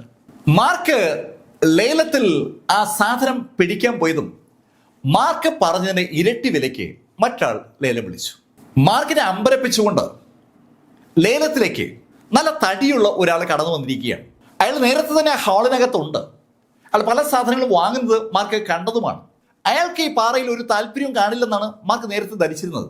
പക്ഷേ സമയമായപ്പോൾ അയാൾ ചാടി വീണിരിക്കുകയാണ്. ഇഷ്ടംപോലെ പണമുള്ള വ്യക്തിയാണ് അയാളെന്ന് അയാളെ ലേലം വിളിച്ചു പറയുകയാണ്. പൂത്ത പണമുള്ള വ്യക്തി എന്നൊക്കെ നമ്മൾ പറയില്ല, അതുപോലുള്ള ഒരു കക്ഷി. അയാള് 2 തവണ വില കൂട്ടിയതും മാർക്ക് ലേലത്തിൽ നിന്ന് പിന്മാറി. അത് കണ്ടതും സെബാസ്റ്റ്യൻ ബ്ലാക്ക് മാർക്കോട് ചോദിച്ചു, മാർക്ക് നമുക്ക് വേണമെങ്കിൽ കൂട്ടി വിളിക്കാം. വേണ്ട ഓൾഡ് മാസ്റ്റർ, അത് അയാൾ കൊണ്ടുപോട്ടെ. മാർക്കിന് ആ പാറയ്ക്കകത്ത് എന്താണ് ഉള്ളതെന്ന് അറിയാനൊരു താല്പര്യമുണ്ട്. പക്ഷേ ആ പാറ വാങ്ങാൻ മാർക്കിനെ സമ്മതിക്കാതെ ആ തടിയൻ അതങ്ങ് വാങ്ങിക്കരുത്. മാർക്ക് ലേലത്തിൽ നിന്ന് പിന്മാറിയതും ആ തടിയൻ മാർക്കിനെ നോക്കി ഒന്ന് ചിരിച്ചു. ഹേയ് ചെറുപ്പക്കാരാ, ലേലത്തിൽ പങ്കെടുക്കണമെങ്കിൽ കയ്യിൽ പണം വേണം. മാർക്കിന്റെ കയ്യിൽ പണം കുറവായത് കൊണ്ടാണ് ലേലത്തിൽ നിന്ന് മാർക്ക് പിന്മാറിയെന്ന് ആ തടിയന് നല്ല ഉറപ്പാണ്. അതുകൊണ്ടാണ് അയാൾ ആ ശൈലിയിൽ മാർക്കിനെ കളിയാക്കി പറഞ്ഞത്. എന്തായാലും ഇതുപോലുള്ള പരിപാടികളിലൂടെ ദിവസങ്ങൾ ഇങ്ങനെ കടന്നു പോവുകയാണ്. 4ാമത്തെ ദിവസം രാവിലെ തന്നെ കപ്പൽ ആ സേക്രഡ് ഹാർട്ട് ദ്വീപിലെത്തി. ശരിക്കും സന്തോഷത്തോടു കൂടിയാണ് ആളുകളൊക്കെ കപ്പലിൽ നിന്ന് പുറത്തിറങ്ങുന്നത്. കപ്പലിൽ നിന്ന് പുറത്തിറങ്ങിയ സംഘങ്ങൾ പല ദിശകളിലേക്ക് പതുക്കെ നടന്നു തുടങ്ങി. മാർക്കും വിന്നിയും ആ പ്രധാന ഭാഗത്ത് നിന്ന് അല്പം ഉള്ളിലോട്ടുള്ള ഭാഗത്തൂടെ നടക്കുകയാണ്. ദ്വീപിനകത്ത് നിന്ന് എന്തെങ്കിലും അവർക്ക് ആവശ്യമുള്ളത് കിട്ടുമോ എന്ന് അറിയാൻ വേണ്ടിയാണ് അവർ നടക്കുന്നത്. സെബാസ്റ്റ്യൻ ബ്ലാക്ക് വേറൊരു ദിശയിലൂടെ നടക്കുകയാണ്. ഓരോരുത്തർക്കും അവരുടേതായ താല്പര്യങ്ങളാണ്. മാർക്ക് വിന്നിയോട് ചോദിച്ചു, വിന്നി, ഈ ഹെക്ടർ ഒരു പ്രശ്നക്കാരനാകാൻ സാധ്യതയുള്ള ആളാണെന്ന് നിനക്ക് നേരത്തെ തന്നെ അറിയാം. നീ പിന്നെ എന്ത് ധൈര്യത്തിലാണ് ഇവനൊപ്പം ഈ സ്ഥലത്തേക്ക് വന്നത്? അത് കേട്ടതും ചിരിച്ചുകൊണ്ട് വിന്നി പറഞ്ഞു, മാർക്ക് കൂടെ ഉള്ളപ്പോൾ ഞാൻ എന്തിനാ ഭയക്കുന്നത്? അങ്ങനെ പറഞ്ഞിട്ട് ചിരിച്ചുകൊണ്ടുള്ള മുന്നോട്ട് അടക്കുകയാണ്. അവള് മുന്നോട്ട് നടന്നപ്പോൾ മാർക്ക് ഒന്ന് ചിരിച്ചു. പക്ഷെ പെട്ടെന്നാണ് മാർക്ക് മറ്റൊരു കാര്യം ആലോചിക്കുന്നത്. മാർക്ക് യഥാർത്ഥത്തിൽ ഈ സേക്രഡ് ഹാർട്ട് ദ്വീപിലേക്ക് വരാൻ തീരുമാനിക്കുന്നത് അടുത്ത ദിവസങ്ങളിലാണ്. ഹെക്ടർ വിന്നിയെ ആ ദ്വീപിലേക്ക് ഇൻവൈറ്റ് ചെയ്യുന്ന സമയത്ത് മാർക്ക് ഇല്ലാതെ തന്നെ അവള് വരാൻ തീരുമാനിച്ചതാണ്. വിന്നി ഫെങ് ശരിക്കും ശക്തയാണ്. അവൾ എന്തെങ്കിലും ഒരു ഐഡിയ കണ്ടു കാണും. അതാണ് അവളുടെ കോൺഫിഡൻസിന്റെ കാരണം. അങ്ങനെ ഒരു ചിന്ത പെട്ടെന്ന് മാർക്കിനുണ്ടായി. അങ്ങനെ ചിന്തിച്ചതും മാർക്കിന്റെ മുഖത്ത് ഒരു പുഞ്ചിരി വിരിഞ്ഞു. മാർക്ക് ഓടി വിനിയുടെ അടുത്തെത്തുമ്പോഴേക്കും അവരുടെ തൊട്ടു മുന്നിലേക്ക് സാക്ഷാൽ ഹെക്ടർ ടെങ്ങെത്തി. ഹേയ്, നിങ്ങൾ എങ്ങോട്ടാ പോകുന്നേ? ഹെക്ടർ, ഞങ്ങൾ ഈ ദ്വീപ് മുഴുവൻ ഒന്ന് കാണാമെന്ന് കരുതി. വിനി, അതൊക്കെ പിന്നെ കാണാം, തൽക്കാലം വിനി എങ്ങോട്ട് പോകണ്ട. ഹേയ് ഹെക്ടർ, അതെന്താ അങ്ങനെ പറയുന്നത്? മാർക്ക് അങ്ങനെ ചോദിച്ചതും ഹെക്ടർ വിനിയോടും മാർക്കിനോടായി പറഞ്ഞു, നോക്ക്, കൂടുതൽ തർക്കിക്കാനൊന്നും ഞാൻ തയ്യാറല്ല. ഞാൻ നിങ്ങൾ രണ്ടുപേരെയും ഇവിടേക്ക് എത്തിച്ചതാണ്. എൻ്റെ ഒരു ആവശ്യത്തിന് വേണ്ടിയാ നിങ്ങൾ എത്തിച്ചത്. ഹെക്ടർ, നിങ്ങൾ എന്തായി പറയുന്നത്? വിനി, ഈ ഐലൻഡിന്റെ പേര് സേക്രഡ് ഹാർട്ട് ഐലൻഡ് എന്നാണെന്ന് നിനക്കറിയാമല്ലോ. അതെ, അതെനിക്കറിയാം. ഈ സേക്രഡ് ഹാർട്ട് ആരുടേതാണെന്ന് നിനക്കറിയാവോ? ആ ചോദ്യം കേട്ടപ്പോൾ മാർക്കിനും അതുപോലെ വിന്നിക്കും ഒരു കൗതുകം വരികയാണ്. സേക്രഡ് ഹാർട്ട്, വിശുദ്ധമായ ഹൃദയം, ഹൃദയത്തിന്റെ ആകൃതിയിലുള്ള ഒരു ദ്വീപ് ആയതുകൊണ്ട് അതിനങ്ങനെ വിളിക്കുന്നെന്നാണ് അവർ കരുതിയത്. പക്ഷേ ഹെക്ടർ ആരുടെ ഹൃദയമാണ് അതെന്ന് അറിയാമോ എന്ന് ചോദിച്ചപ്പോൾ മാർക്കിനും അതുപോലെ വിന്നിക്കും വല്ലാത്തൊരു അമ്പരപ്പുണ്ടായി. ഈ സമയത്ത് ഇവരുടെ പുറകിലുണ്ടായിരുന്ന ആളുകളൊക്കെ നടന്ന് അവരുടെ അടുത്തെത്താറായി. എല്ലാവരും ടൂറിസ്റ്റുകളാണല്ലോ. ദ്വീപിലിറങ്ങിയ ആളുകളൊക്കെ പതുക്കെ പതുക്കെ നടന്നു വരികയാണ്. ഹെക്ടർ ചിരിച്ചുകൊണ്ടോ വിന്നിയോടും മാർക്കിനോടായി പറഞ്ഞു, ഇത് യഥാർത്ഥത്തിൽ ഒരു ഡ്രാഗൺ ഹാർട്ടാണ്. കഥകളിൽ മാത്രം കേട്ടു പരിചയമുള്ള ഒരു ഡ്രാഗന്റെ ഹാർട്ടാണ് ആ ദ്വീപെന്ന് ഹെക്ടർ പറഞ്ഞപ്പോൾ ഒരു പുഞ്ചിരി മാർക്കിൻ്റെയും വിന്നിയുടെയും ചുണ്ടിൽ വിരിഞ്ഞു. കെട്ടുകഥകളുടെ ഒരു കെട്ടഴിക്കാനുള്ള ഒരു ശ്രമത്തിലാണ് ഹെക്ടർ. താൻ പറഞ്ഞ കാര്യം മാർക്കും വിനിയും വിശ്വസിച്ചിട്ടില്ല എന്ന് ഹെക്ടർക്കും അറിയാം. ഹെക്ടർ ചിരിച്ചുകൊണ്ട് അവരോട് പറഞ്ഞു, അതൊക്കെ പഴയ കഥകളാണ്. പക്ഷേ കഥയല്ലാത്തൊരു കാര്യം ഞാൻ പറയാം. ആ ഡ്രാഗന്റെ സ്പിരിറ്റ് ഇവിടെയുണ്ട്, അതിൻ്റെ ആത്മാവ്. ആ ആത്മാവിനെ എനിക്ക് സ്വന്തമാക്കാൻ പറ്റിയാൽ എൻ്റെ ശക്തി വർദ്ധിക്കും. അതിന് എനിക്ക് 2 ആളുകളുടെ സഹായം വേണമായിരുന്നു. സ്പിരിച്വൽ പില്ല് കഴിച്ച 2 ആളുകളുടെ. അതിനാണ് നിങ്ങൾ രണ്ടുപേരെയും ഞാൻ ഇവിടെ കൊണ്ടുവന്നത്. മാർക്കും വിനിയും സ്പിരിച്വൽ പിൽ കഴിച്ചിരിക്കുന്നവരാണ്. ആ സ്പിരിച്വൽ പിൽ കഴിച്ച ആളുകൾ വഴി തനിക്ക് ഡ്രാഗൺ സ്പിരിറ്റിനെ വിളിച്ചു വരുത്താൻ കഴിയുമെന്നാണ് ഹെക്ടർ കണക്കുകൂട്ടുന്നത്. സ്പിരിച്വൽ പിൽ കഴിച്ച 2 ആളുകളുടെ സാന്നിധ്യത്തിൽ മാത്രമേ അവൻ ആ ആത്മാവിനെ വിളിച്ചു വരുത്താൻ പറ്റൂ. ഹെക്ടർ പറയുന്നതൊക്കെ അവിശ്വസനീയമായ കഥകളാണ്, ഏതാണ്ട് കെട്ടുകഥകളാണ്. ആ ഒരു ചിന്തയാണ് മാർക്കിനും വിന്നിക്കും ഉള്ളത്. പക്ഷെ പെട്ടെന്ന് അവർ അമ്പരപ്പിച്ചുകൊണ്ട് ഹെക്ടർ എന്തൊക്കെയോ മന്ത്രങ്ങൾ ചൊല്ലിത്തുടങ്ങി. ഇവ എന്ത് മന്ത്രമായി ചൊല്ലുന്നത്, ഇവരെന്തായി കാണിക്കുന്നത്? ആ ഒരു ചിന്തയാണ് സ്വാഭാവികമായിട്ടും വിന്നിക്കും അതുപോലെ മാർക്കിനും ഉള്ളത്. അവരെ അവഗണിച്ചുകൊണ്ട് ഹെക്ടർ മന്ത്രങ്ങൾ ചൊല്ലുന്ന കണ്ടതും ഇവർക്ക് പുറകെ എത്തിയ ആളുകളൊക്കെ ആ കാഴ്ച കണ്ടുകൊണ്ട് നിൽക്കുകയാണ്. അവരൊക്കെ ഹെക്ടർ ടെങ്ങിനെ നേരത്തെ കണ്ടിരുന്നു. കപ്പലിലുള്ള ആളുകളൊക്കെ ഹെക്ടർ ടെങ്ങിനെ നേരത്തെ കണ്ടവരാണ്. അവരുടെ കൂട്ടത്തിൽ ഒന്നും ഒരാള് കണ്ണടച്ച് നിന്ന് എന്തൊക്കെയോ ചൊല്ലുകയാണ്. മന്ത്രമാണ് ചൊല്ലുന്നതെന്ന് ഉറപ്പാണ്. എന്താണ് സംഭവം എന്നറിയാൻ വേണ്ടി എല്ലാവരും കൗതുകത്തോടെ ഹെക്ടർ തന്നെ അങ്ങനെ നോക്കി നിൽക്കുകയാണ്. ഏതാനും മിനിറ്റ് കഴിഞ്ഞതും ഹെക്ടർ കണ്ണു തുറന്നു. അയാളുടെ 2 കൈയും ഒന്ന് ഉയർത്തി. അയാളെ കൈ അങ്ങനെ ഉയർത്തിയിട്ട് ആ കൈകൾ മാർക്കിനും വിന്നിക്കും നേരെ കൊണ്ടുവന്നു. മാർക്കിനും വിന്നിക്കും നേരെ ആ കൈകൾ അങ്ങനെ വരുമ്പോൾ വല്ലാത്തൊരു അസ്വസ്ഥത വിന്നിക്കും മാർക്കിനും അനുഭവപ്പെട്ടു. തങ്ങളുടെ പുറത്ത് ഒരു തണുപ്പ് അനുഭവപ്പെടും പോലെയാണ് 2 പേർക്ക് ആദ്യം തോന്നിയത്. ശരിക്കും ഒരു തണുത്തുറഞ്ഞ പ്രദേശത്ത് അവരെത്തിയ ഒരു ഫീല് മാർക്കിനും അതുപോലെ വിന്നിക്കും അനുഭവപ്പെട്ടു. തനിക്ക് അനുഭവപ്പെടുന്നത് പോലെ വിന്നിക്കും അനുഭവപ്പെടുന്നുണ്ടോ എന്ന് അറിയാനായി മാർക്ക് തിരിഞ്ഞ് വിനിയെ നോക്കുമ്പോൾ മാർക്ക് ശരിക്കും ഞെട്ടിപ്പോകുന്നൊരു കാഴ്ചയാണ് കാണുന്നത്. മാർക്ക് നോക്കി നിൽക്കേ വിനിയുടെ പുറത്ത് ശരിക്കും മഞ്ഞ് കടങ്ങളങ്ങ് പറ്റിപ്പിടിച്ചു. അമ്പരപ്പിക്കുന്ന വേഗതയിൽ വിനിക്ക് ചുറ്റും അങ്ങ് മഞ്ഞ് പറ്റിപ്പിടിക്കുകയാണ്. ഈ കാഴ്ച വിനിക്കും മാർക്കിനും പുറകിലെത്തി നിൽക്കുന്ന ആ കപ്പലിലുണ്ടായിരുന്ന ആ യാത്രക്കാർ മുഴുവൻ കാണുന്നുണ്ട്. പട്ടാപ്പകൽ നല്ല പ്രകാശമുള്ള സമയത്ത് ഒരാളുടെ പുറത്ത് ഇതാ മഞ്ഞിങ്ങനെ പറ്റിപ്പിടിക്കുകയാണ്. തന്റെ പുറത്ത് മഞ്ഞ് പറ്റിപ്പിടിക്കുന്ന കാര്യം വിന്നി അറിയുന്നുണ്ടെന്ന് ചോദിച്ചാൽ വിന്നി അറിയുന്നുണ്ട്. പക്ഷെ അവൾക്ക് ഒന്നും ചെയ്യാൻ പറ്റുന്നില്ല. അവളുടെ കൈകാലുകൾ അവൾക്ക് ചലിപ്പിക്കാൻ പറ്റുന്നില്ല. വിന്നിയുടെ പുറത്ത് മഞ്ഞ് പറ്റിപ്പിടിക്കുന്ന കണ്ട മാർക്ക് അറിയാതെ കുനിഞ്ഞ് അവന്റെ ഡ്രസ്സിലോട്ട് നോക്കി. ആ ഡ്രസ്സിലേക്ക് നോക്കിയ മാർക്കും ശരിക്കും ഒന്ന് അന്താളിച്ചു പോവുകയാണ്. അവന്റെ ഡ്രസ്സ് ഏതാണ്ട് പൂർണ്ണമായും മഞ്ഞുകൊണ്ട് മൂടപ്പെട്ടിരിക്കുകയാണ്. അമ്പരന്നുപോയ മാർക്ക് ഉടൻ തന്നെ തിരിഞ്ഞ് വിന്നി നോക്കുമ്പോഴേക്കും വിന്നി ഏതാണ്ട് മഞ്ഞിനാൽ മൂടപ്പെട്ട് കഴിഞ്ഞു. വിന്നിക്ക് ചുറ്റുമായി ഒരു വലിയ ഐസ് കട്ട. ആ ഐസ് കട്ട വിന്നിയുടെ ചുറ്റും ഇങ്ങനെ ഉണ്ടായതും വിന്നി താഴോട്ട് വീണതും ഒരേ നിമിഷത്തിലാണ്. ശരിക്കും വെട്ടിയിട്ടതുപോലെ വിന്നി അങ്ങ് വീഴുകയായിരുന്നു. ആ നിമിഷത്ത് തന്നെ മാർക്കിന്റെ ദേഹം മുഴുവൻ മഞ്ഞുകൊണ്ടങ്ങ് മൂടി. മഞ്ഞുകൊണ്ട് ദേഹം മുഴുവൻ മൂടപ്പെട്ട മാർക്ക് വിന്നി വീണതുപോലെ വീണില്ലെന്ന് മാത്രം. എതിരെ നിൽക്കുന്ന ഹെക്ടർ മനസ്സിൽ ആലോചിച്ചതും അതാണ്, ഇവരെന്താ വീഴാത്തത്? ഐസ് കട്ടയ്ക്കുള്ളിൽ ആകപ്പെടുന്ന വിന്നിയുടെയും അതുപോലെ മാർക്കിന്റെയും ബോഡികൾ നിയന്ത്രിക്കാൻ ഹെക്ടർക്ക് പറ്റും.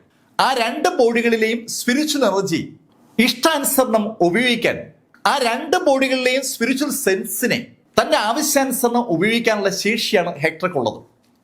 ആ 2 സ്പിരിച്വൽ സെൻസ് ഉപയോഗിച്ചുകൊണ്ട് ഡ്രാഗൺ സ്പിരിച്വൽ സെൻസിനെ അവിടേക്ക് വിളിച്ചു വരുത്താൻ ഹെക്ടർക്ക് പറ്റും. ഡ്രാഗന്റെ ആ സ്പിരിച്വൽ സെൻസ് കിട്ടിയാൽ അവന്റെ ശക്തി ശരിക്കും വർദ്ധിക്കും. അവനൊരു ഹാഫ് സ്റ്റെപ്പ് മാർക്യൂസായി മാറും. ഹാഫ് സ്റ്റെപ്പ് മാർക്യൂസായി അവനെ മാറ്റുക എന്നുള്ളതാണ് അവന്റെ ബോഡിക്കുള്ളിൽ കടന്നു കയറിയിരിക്കുന്ന ആ അദൃശ്യ ശക്തിയുടെ ലക്ഷ്യം. കാര്യങ്ങൾ ഹെക്ടർ പ്ലാൻ ചെയ്തതുപോലെ അങ്ങനെ പോവുകയാണ്.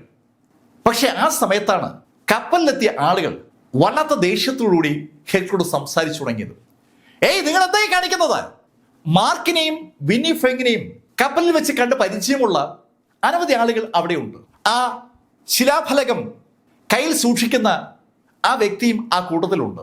അയാളും ദേഷ്യപ്പെട്ട് ഹെക്ടറോട് ചോദിച്ചു, ഏയ് എന്താ ഇത്?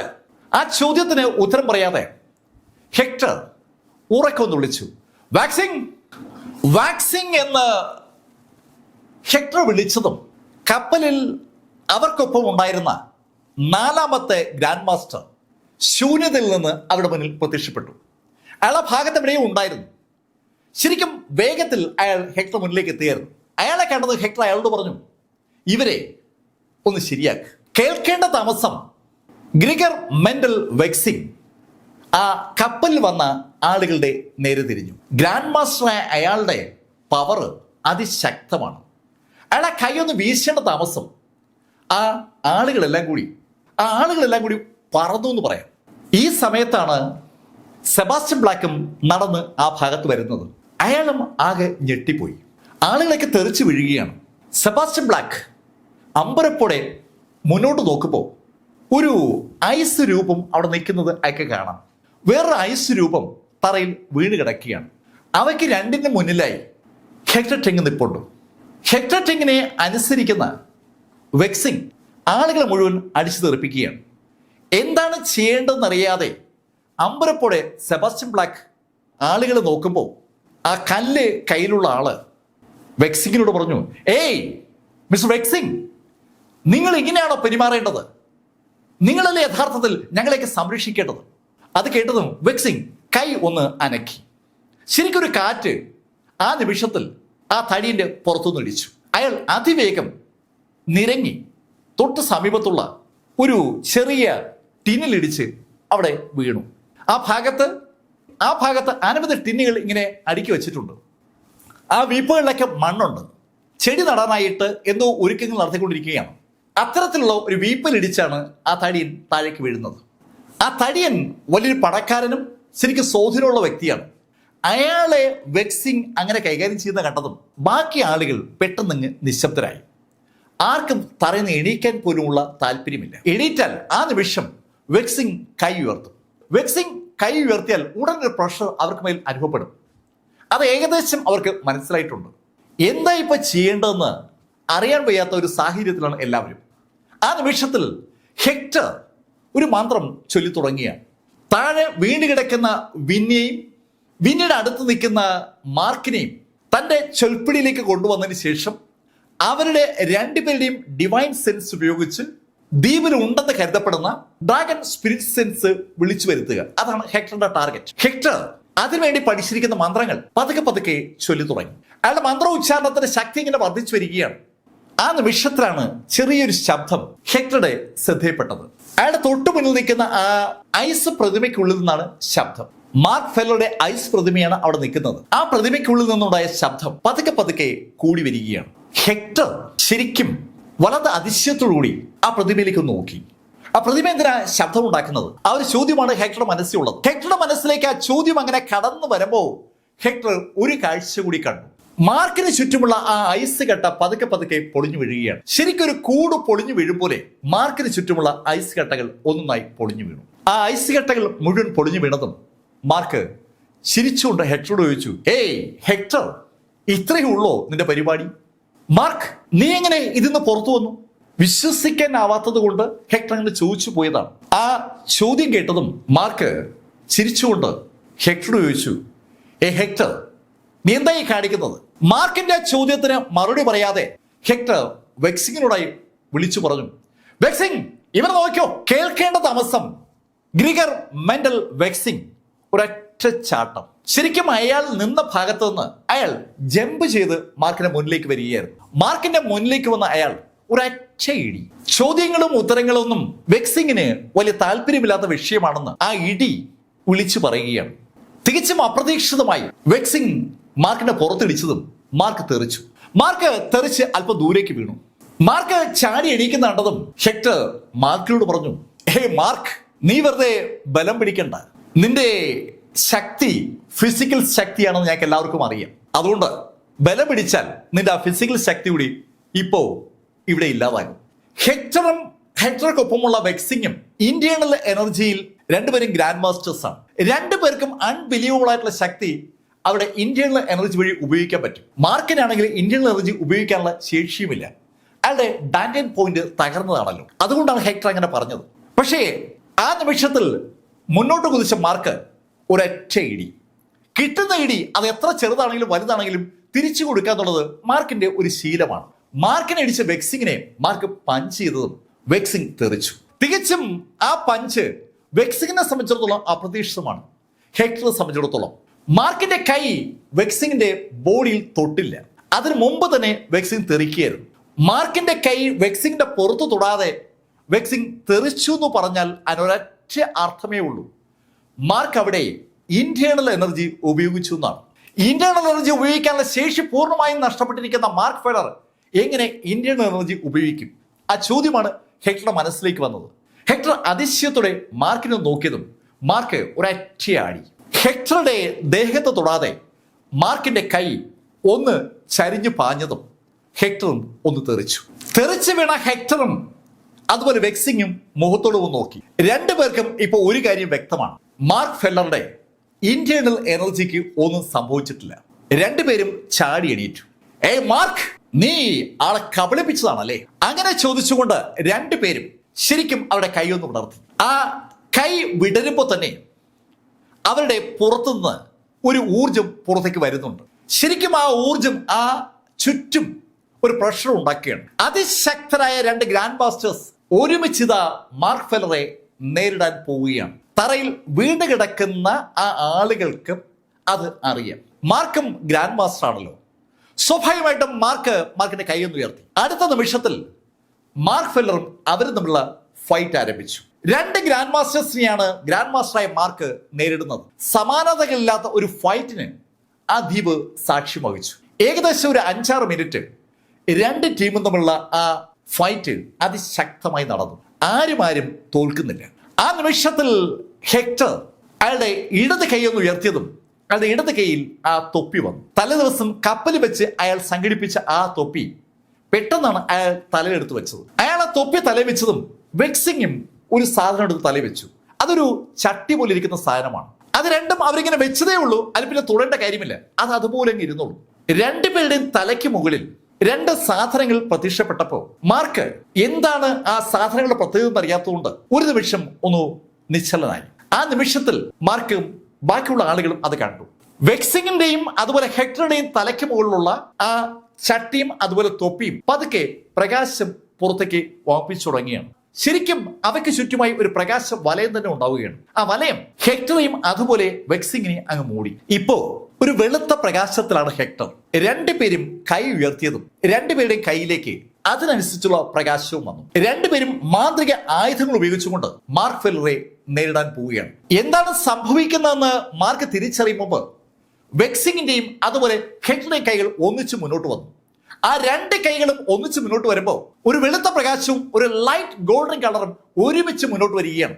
ആ രണ്ട് പ്രകാശവും ഒന്നിച്ച് മുന്നോട്ട് വന്നതും മാർക്കിന്റെ ബോഡിക്ക് ചുറ്റുമായി ഒരു ഗോൾഡൻ പ്രകാശം ഉണ്ടായി. സെയിൻറ്റ്ലി ബോഡി ടെക്നിക് മാർക്ക് ആക്ടിവേഷൻ ചെയ്തതും മാർക്കിന്റെ ബോഡിക്ക് ചുറ്റും ഒരു സുവർണ പ്രകാശം. ആ സുവർണ പ്രകാശത്തിൽ കുളിച്ചു നിൽക്കുന്ന മാർക്കിന്റെ പുറത്താണ് ആ വെളുത്ത പ്രകാശവും ആ ലൈറ്റ് ഗോൾഡൻ കളറും കലർന്ന പ്രകാശം വന്നിരിക്കുന്നത്. മാർക്കിന്റെ ബോഡി അതിശക്തമാണ്. ആ ശക്തി ഒന്നുകൂടെ കൂട്ടാൻ മാർക്കിന്റെ ആ സെയിൻറ്റ്ലി ബോഡി ടെക്നിക്കിന് പറ്റും.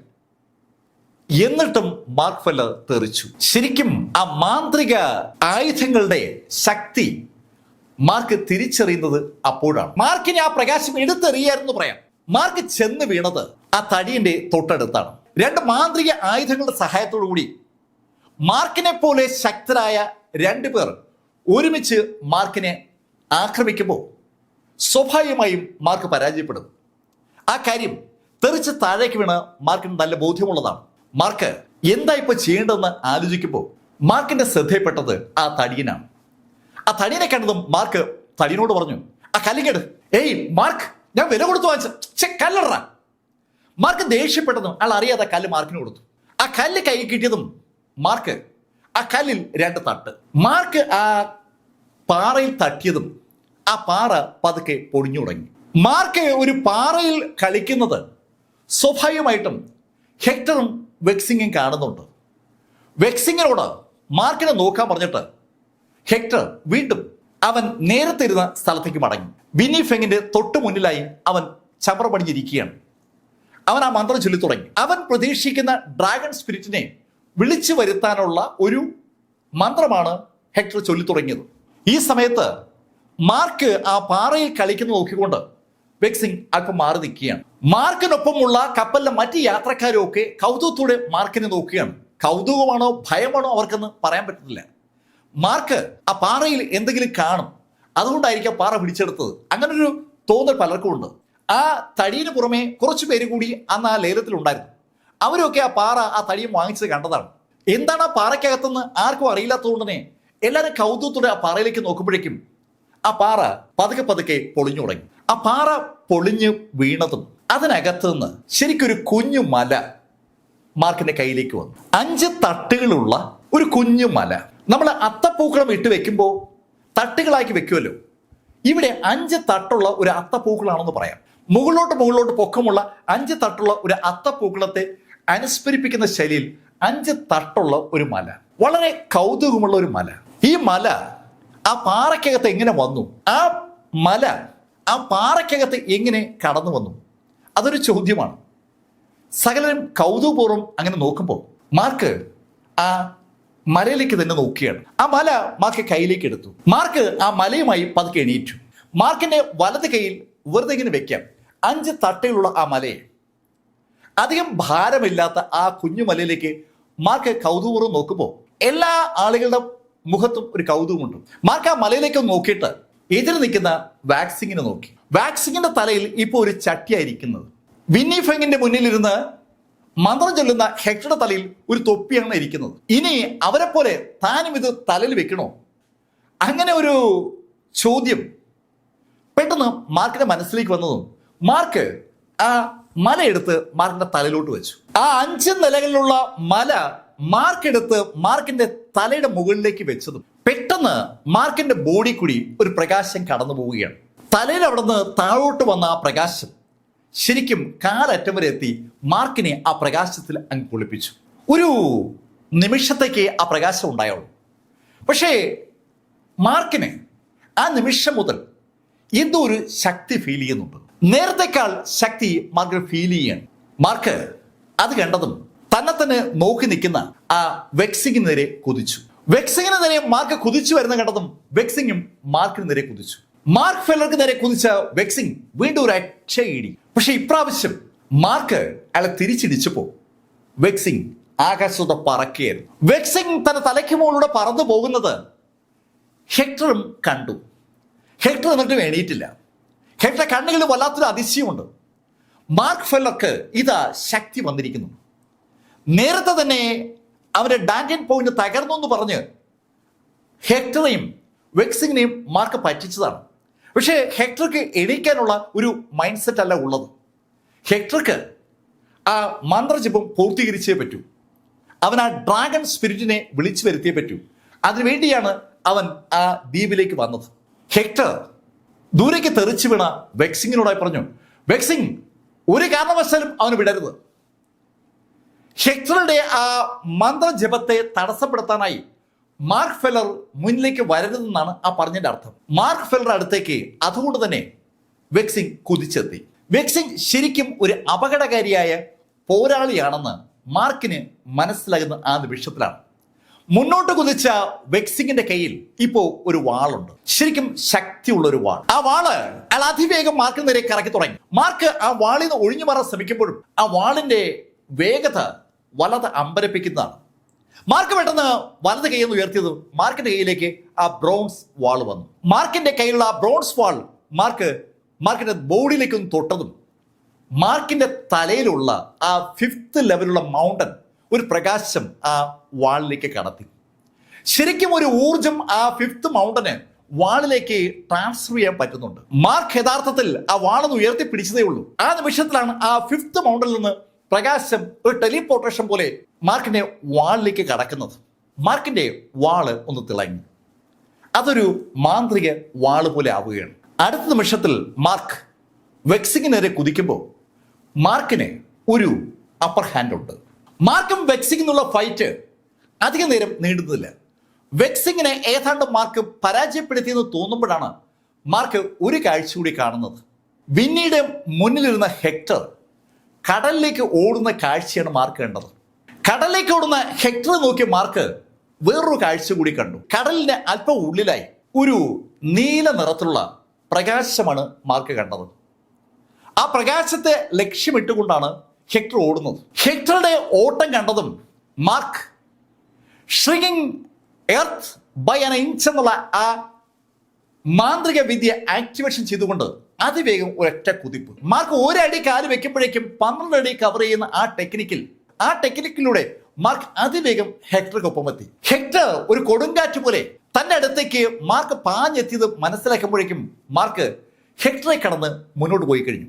മാർക്കിന്റെ ലക്ഷ്യം ആ കടലിന് മുന്നിൽ ഇപ്പോ പ്രത്യക്ഷപ്പെട്ടിരിക്കുന്ന ആ നീല ജ്വാലയാണെന്ന് മനസ്സിലാക്കിയ ഹെക്ടർ മാർക്കിനോടായി ഉറക്കെ വിളിച്ചു പറഞ്ഞു, മാർക്ക് ആദ്യം തുടരുത്, അത് എന്റേതാണ്.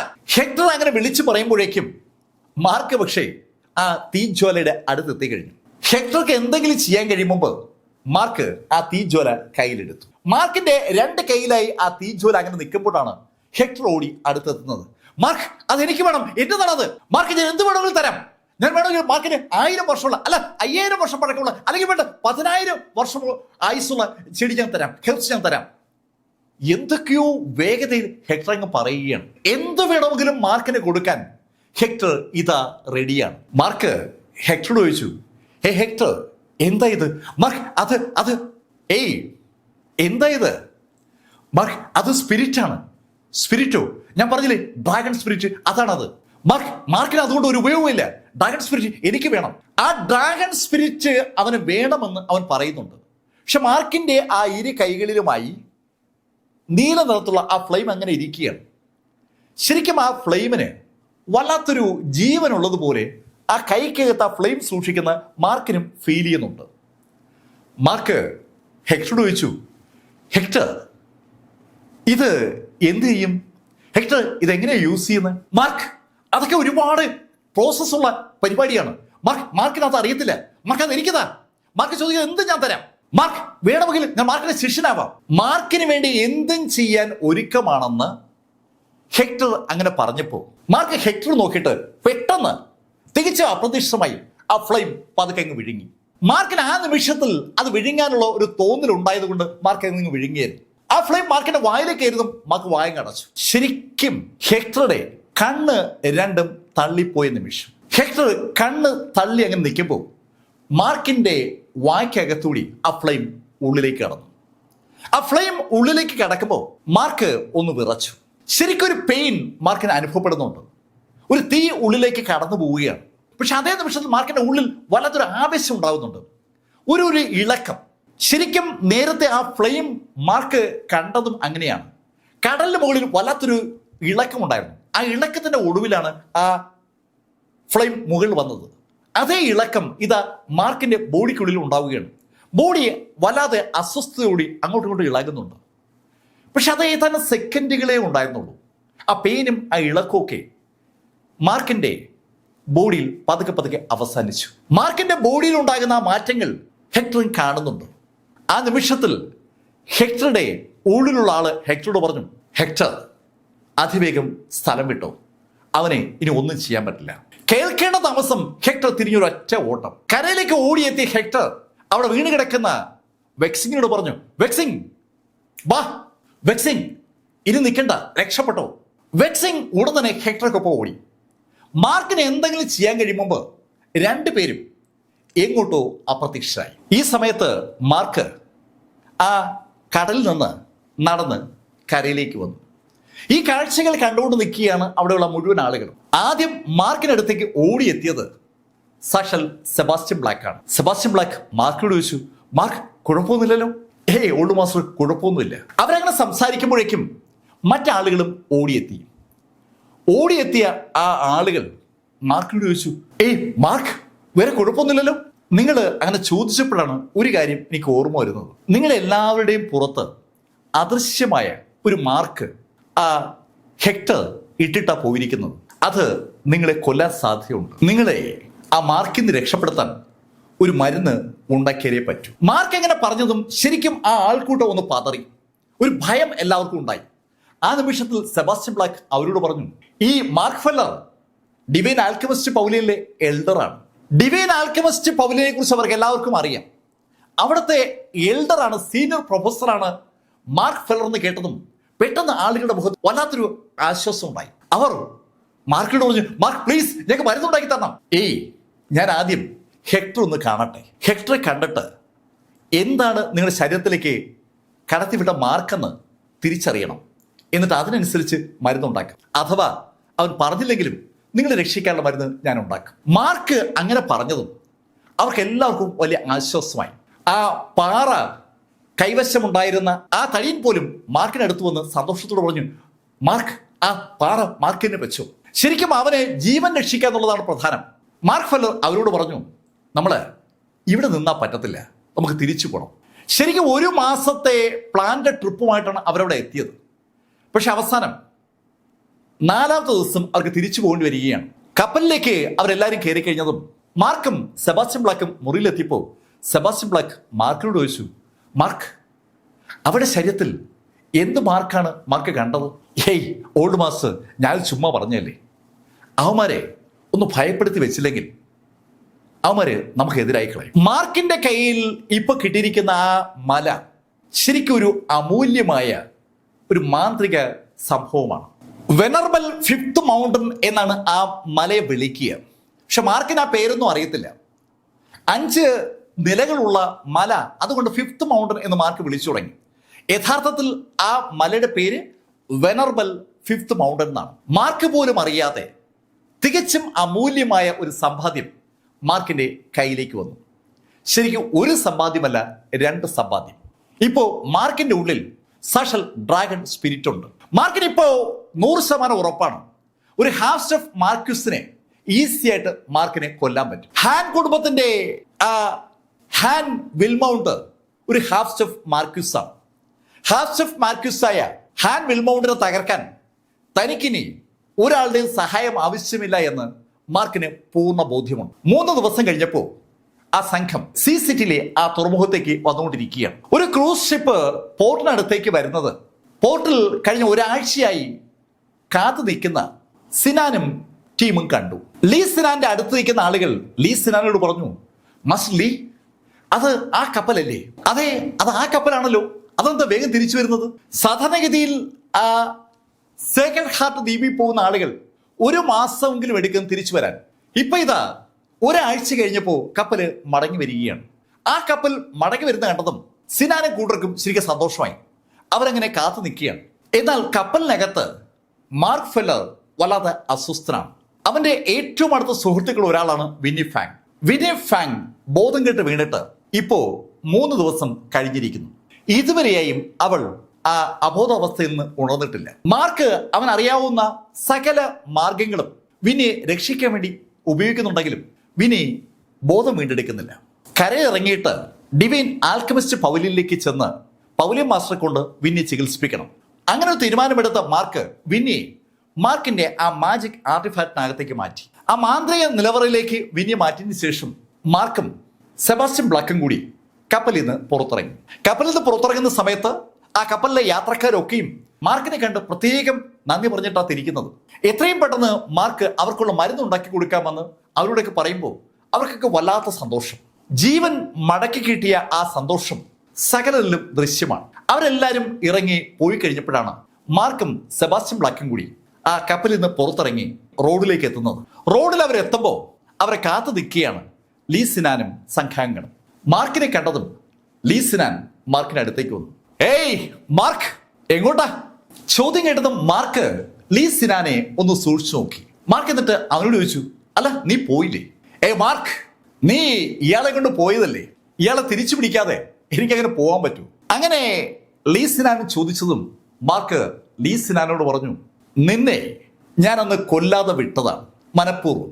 നിനക്ക് ആയുസ് അറ്റുവെന്ന് നീ തന്നെ എന്നോട് പറഞ്ഞാൽ എനിക്ക് വേറൊന്നും ചെയ്യാൻ പറ്റില്ല, നിന്നെ ഞാൻ കൊല്ലേണ്ടി വരും. മാർക്ക് നിർത്തി അങ്ങനെ പറഞ്ഞപ്പോൾ ലീ സിനാൻ ഒന്ന് ചിരിച്ചിട്ട് ലീ സിനാൻ അയാളുടെ സംഘാംഗങ്ങളെ നോക്കിയതും ആ സംഘാംഗങ്ങൾ മുന്നോട്ട് കുതിച്ചു.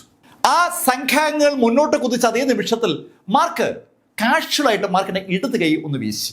ആ സംഘാംഗങ്ങൾ മുന്നോട്ട് കുതിക്കുന്നത് ലീ സിനാൻ കൗതുകത്തോടെയാണ് കണ്ടത്. പക്ഷെ അടുത്ത നിമിഷത്തിൽ അയാളുടെ മുഖം അങ്ങ് കറുത്തു. മുന്നോട്ട് കുതിച്ച ആ 5 പേരും ദേഹം ചിതറി താഴെ വീണ് കിടക്കുകയാണ്. ശരിക്കും മാർക്കിന്റെ ആ കൈ ചലിച്ചതും മാർക്കിന്റെ കയ്യിൽ നിന്ന് ശക്തമായൊരു പ്രകാശം ആ 5 പേരുടെയും പുറത്തുടാൻ കടന്നുപോയി. ആ പ്രകാശം തട്ടുന്ന നിമിഷത്തിൽ അവർ പൊട്ടിത്തെറിക്കുകയായിരുന്നു. മാർക്ക് ഫെല്ലറുടെ ആ ശക്തി കണ്ട ലീ സിനാൻ അമ്പരപ്പോടെ മാർക്കിനോട് ചോദിച്ചു, മാർക്ക്, നീ പറ്റിച്ചു അല്ലേ? സിനാൻ, ഞാൻ എപ്പോഴെങ്കിലും പറഞ്ഞിട്ടുണ്ടോ എന്റെ ഡാന്റെയിൻ തകർന്നു എന്ന്? മാർക്ക് ആ ചോദ്യം ചോദിച്ചപ്പോഴാണ് ലീ സിനാനും അത് ആലോചിക്കുന്നത്. മാർക്ക് ഫെല്ലറുടെ ഡാന്റെയിൻ തകർന്നു എന്ന് പറഞ്ഞത് ലീ സിനാനാണ്. അതിന് സാക്ഷ്യപ്പെടുത്തിയത് സാക്ഷാൽ ജിൻസനാണ്. മാർക്ക് ആ കമന്റുകൾക്കൊന്നും മറുപടി പറഞ്ഞിട്ടുമില്ല. മാർക്ക് ഒരിക്കൽ പോലും മാർക്കിന്റെ ആ മാർഷൽ ആർട്സ് ഫോറത്തിലെ പോസ്റ്റിൽ വന്നിട്ട് മാർക്കിന്റെ ഡാൻറ്റൈൻ തകർന്നു എന്നുള്ള കാര്യം ആരോടും പറഞ്ഞിട്ടില്ല. പബ്ലിക്കായിട്ടും പറഞ്ഞിട്ടില്ല, രഹസ്യമായിട്ടും പറഞ്ഞിട്ടില്ല. സിനാന് ആ കാര്യങ്ങൾ ഓർമ്മ വരുന്നുണ്ട്. ആ ഓർമ്മ സിനാന്റെ മനസ്സിലേക്ക് വരുമ്പോൾ സിനാൻ മറ്റൊരു കാഴ്ച കണ്ടു. മാർക്ക് ഇതാ തൊട്ടു മുന്നിൽ നിൽക്കുകയാണ്. മാർക്ക് എപ്പോഴാണ് തന്റെ മുന്നിലേക്ക് വന്നതെന്ന് പോലും സിനാൻ അങ്ങോട്ട് മനസ്സിലായില്ലെന്ന് പറഞ്ഞാൽ അതാണ് ശരി. സിനാന് എന്തെങ്കിലും സംസാരിക്കാൻ കഴിയുമ്പോൾ മാർക്ക് സിനാനോട് പറഞ്ഞു, സിനാൻ, നീ ഒരു വാചകം പറഞ്ഞല്ലോ, സാധാരണക്കാരനായി ജീവിക്കുന്നതാണ് ഏറ്റവും നല്ല കാര്യമെന്ന്.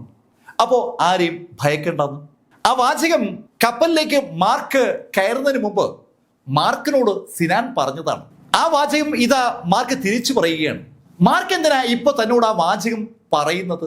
അങ്ങനെ ഒരു ചോദ്യം സിനാന്റെ മനസ്സിലേക്ക് വരുമ്പോൾ അവന്റെ വയറിൽ ഒരു വേദന അനുഭവപ്പെട്ടു. ശരിക്കും അവന് തൊട്ടു മുന്നിൽ നിൽക്കുന്ന മാർക്കിന്റെ മുട്ടുകാല് കൊണ്ട് അവന്റെ വയറ്റിൽ ആഞ്ഞു തൊഴിച്ചത് അവന്റെ കണ്ണിൽ നോക്കിക്കൊണ്ടാണ്. മാർക്കിന്റെ വലത് മുട്ട് ഉയർന്നു പൊങ്ങിയത് സിനാൻ കണ്ടില്ല എന്നാണ് സത്യം. സിനാനും മാർക്കും വളരെ അടുത്തായിരുന്നു. വയറിൽ വേദന അനുഭവപ്പെട്ട സിനാൻ കുനിഞ്ഞ് വയറിലോട്ടൊന്ന് പൊത്തിപ്പിടിക്കുമ്പോൾ അവന്റെ കണ്ണങ്ങനെ നിറഞ്ഞു വരികയാണ്.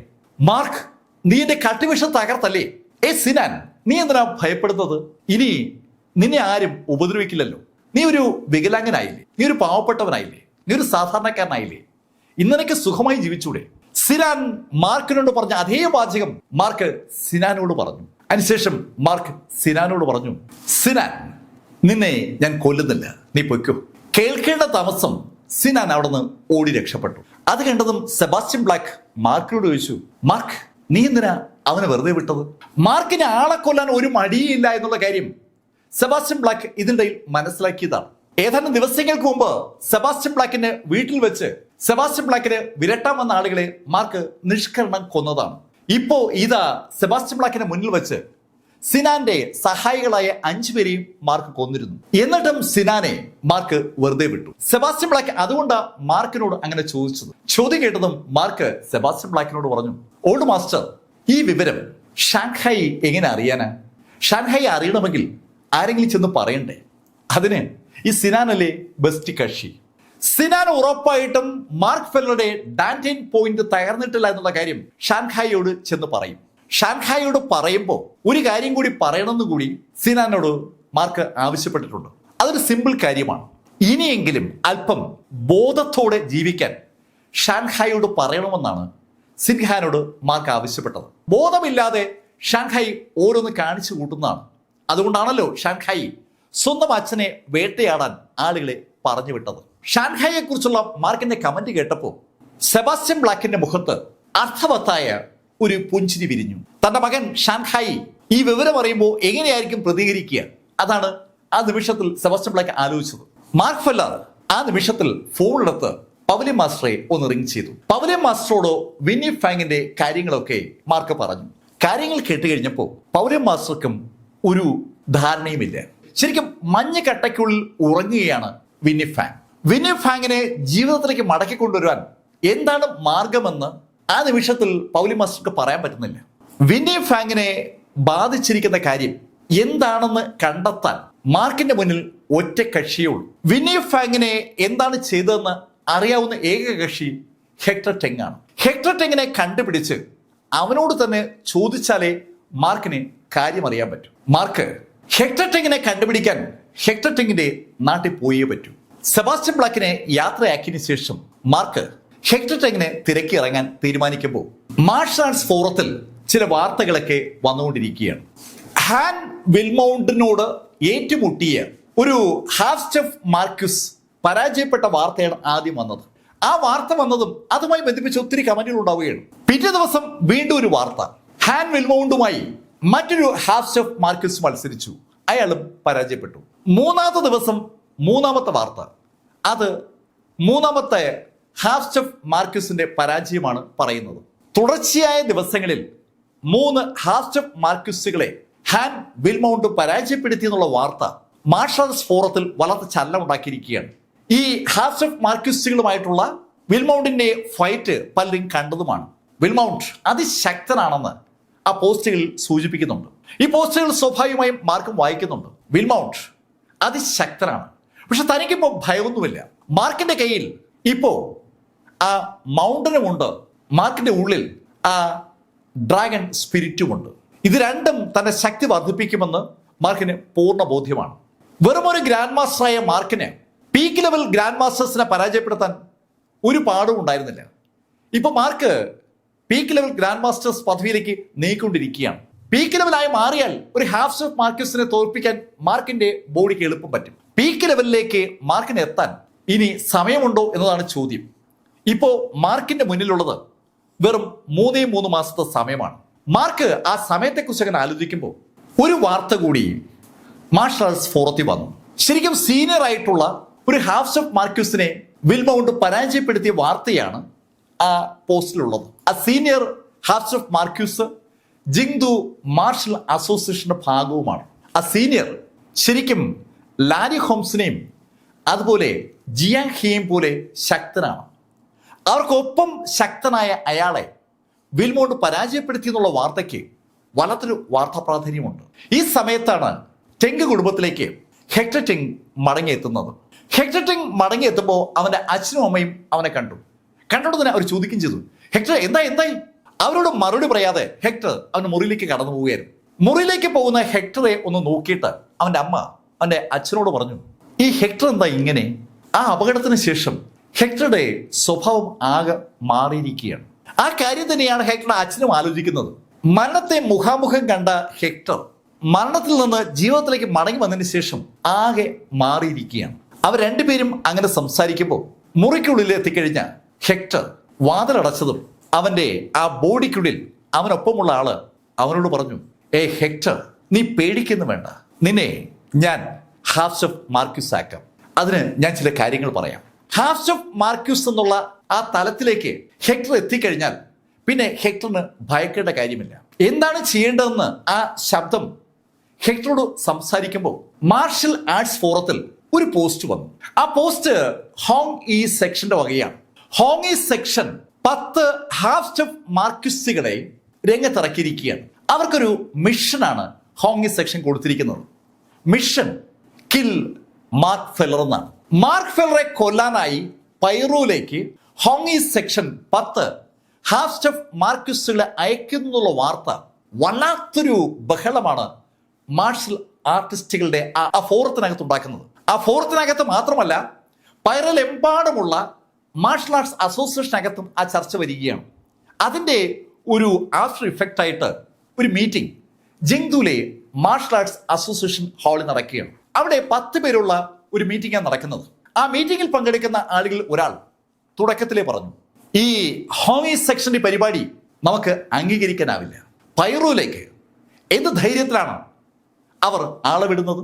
ഒരാൾ അങ്ങനെ ചോദിച്ചതും മറ്റൊരു വ്യക്തിയും അതേ അഭിപ്രായം പറഞ്ഞു. അതെ, ഈ ഹോങ് ഈ സെക്ഷന് പൈറോയിൽ കയറി കളിക്കാൻ ധൈര്യമോ? അതെങ്ങനെ അനുവദിക്കാൻ പറ്റും? ആ മീറ്റിംഗിൽ പങ്കെടുക്കുന്ന സകലരും വല്ലാത്ത ദേഷ്യത്തിലാണ്. ഹോങ് ഈ സെക്ഷന്റെ ഈ പരിപാടി ഒരു കാരണവശാലും അനുവദിച്ചു കൊടുക്കാൻ പറ്റില്ല എന്ന് സകലരും പറയുമ്പോൾ ആ മീറ്റിംഗിന് അധ്യക്ഷം വഹിക്കുന്ന വ്യക്തി ഒന്ന് ചുണ്ടനക്കി. സകലരുടെ ശ്രദ്ധ അയാളിലേക്കായി. എനിക്ക് നിങ്ങൾ ഈ പറയുന്ന അഭിപ്രായമല്ല പങ്കുവയ്ക്കാനുള്ളത്. എന്റെ അഭിപ്രായത്തിൽ അവരെ അനുവദിക്കുകയാണ് വേണ്ടത്. ഷിയാറെ, നിങ്ങൾ എന്താ ഈ പറയുന്നത്? ന്യൂ സെലക്ഷനിലെ ജിങ്ദു മാർഷൽ ആർട്സ് അസോസിയേഷന്റെ ആ വൈസ് പ്രസിഡന്റ് ഷിയാറെ അങ്ങനെ ഒരു അഭിപ്രായം പറഞ്ഞതും ആളുകൾ പെട്ടെന്ന് ഷിയാറയോട് ചോദിക്കുകയാണ്, എന്താ അങ്ങനെ പറയാൻ കാരണമെന്ന്. നിങ്ങൾക്ക് എല്ലാവർക്കും അറിയാമല്ലോ, ഈ മാർക്ക് ഫെല്ലർ ആള് ഒരു തല്ലിപ്പൊളിയാണെന്ന്. അവന് ഒരാളെയും ബഹുമാനമില്ല.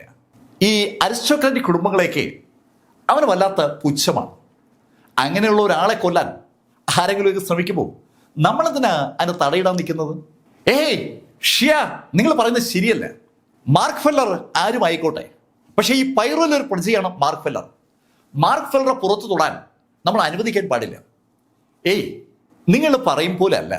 മാർക്ക് ഫെല്ലർ ഇപ്പോൾ ഈ ശൈലിയിലാണെങ്കിൽ നാളെ അവൻ കൂടുതൽ ശക്തി നേടിയാൽ നമ്മൾ ആരെങ്കിലും അവൻ അംഗീകരിക്കൂ? നിങ്ങൾ ഇതൊക്കെ നോക്കി.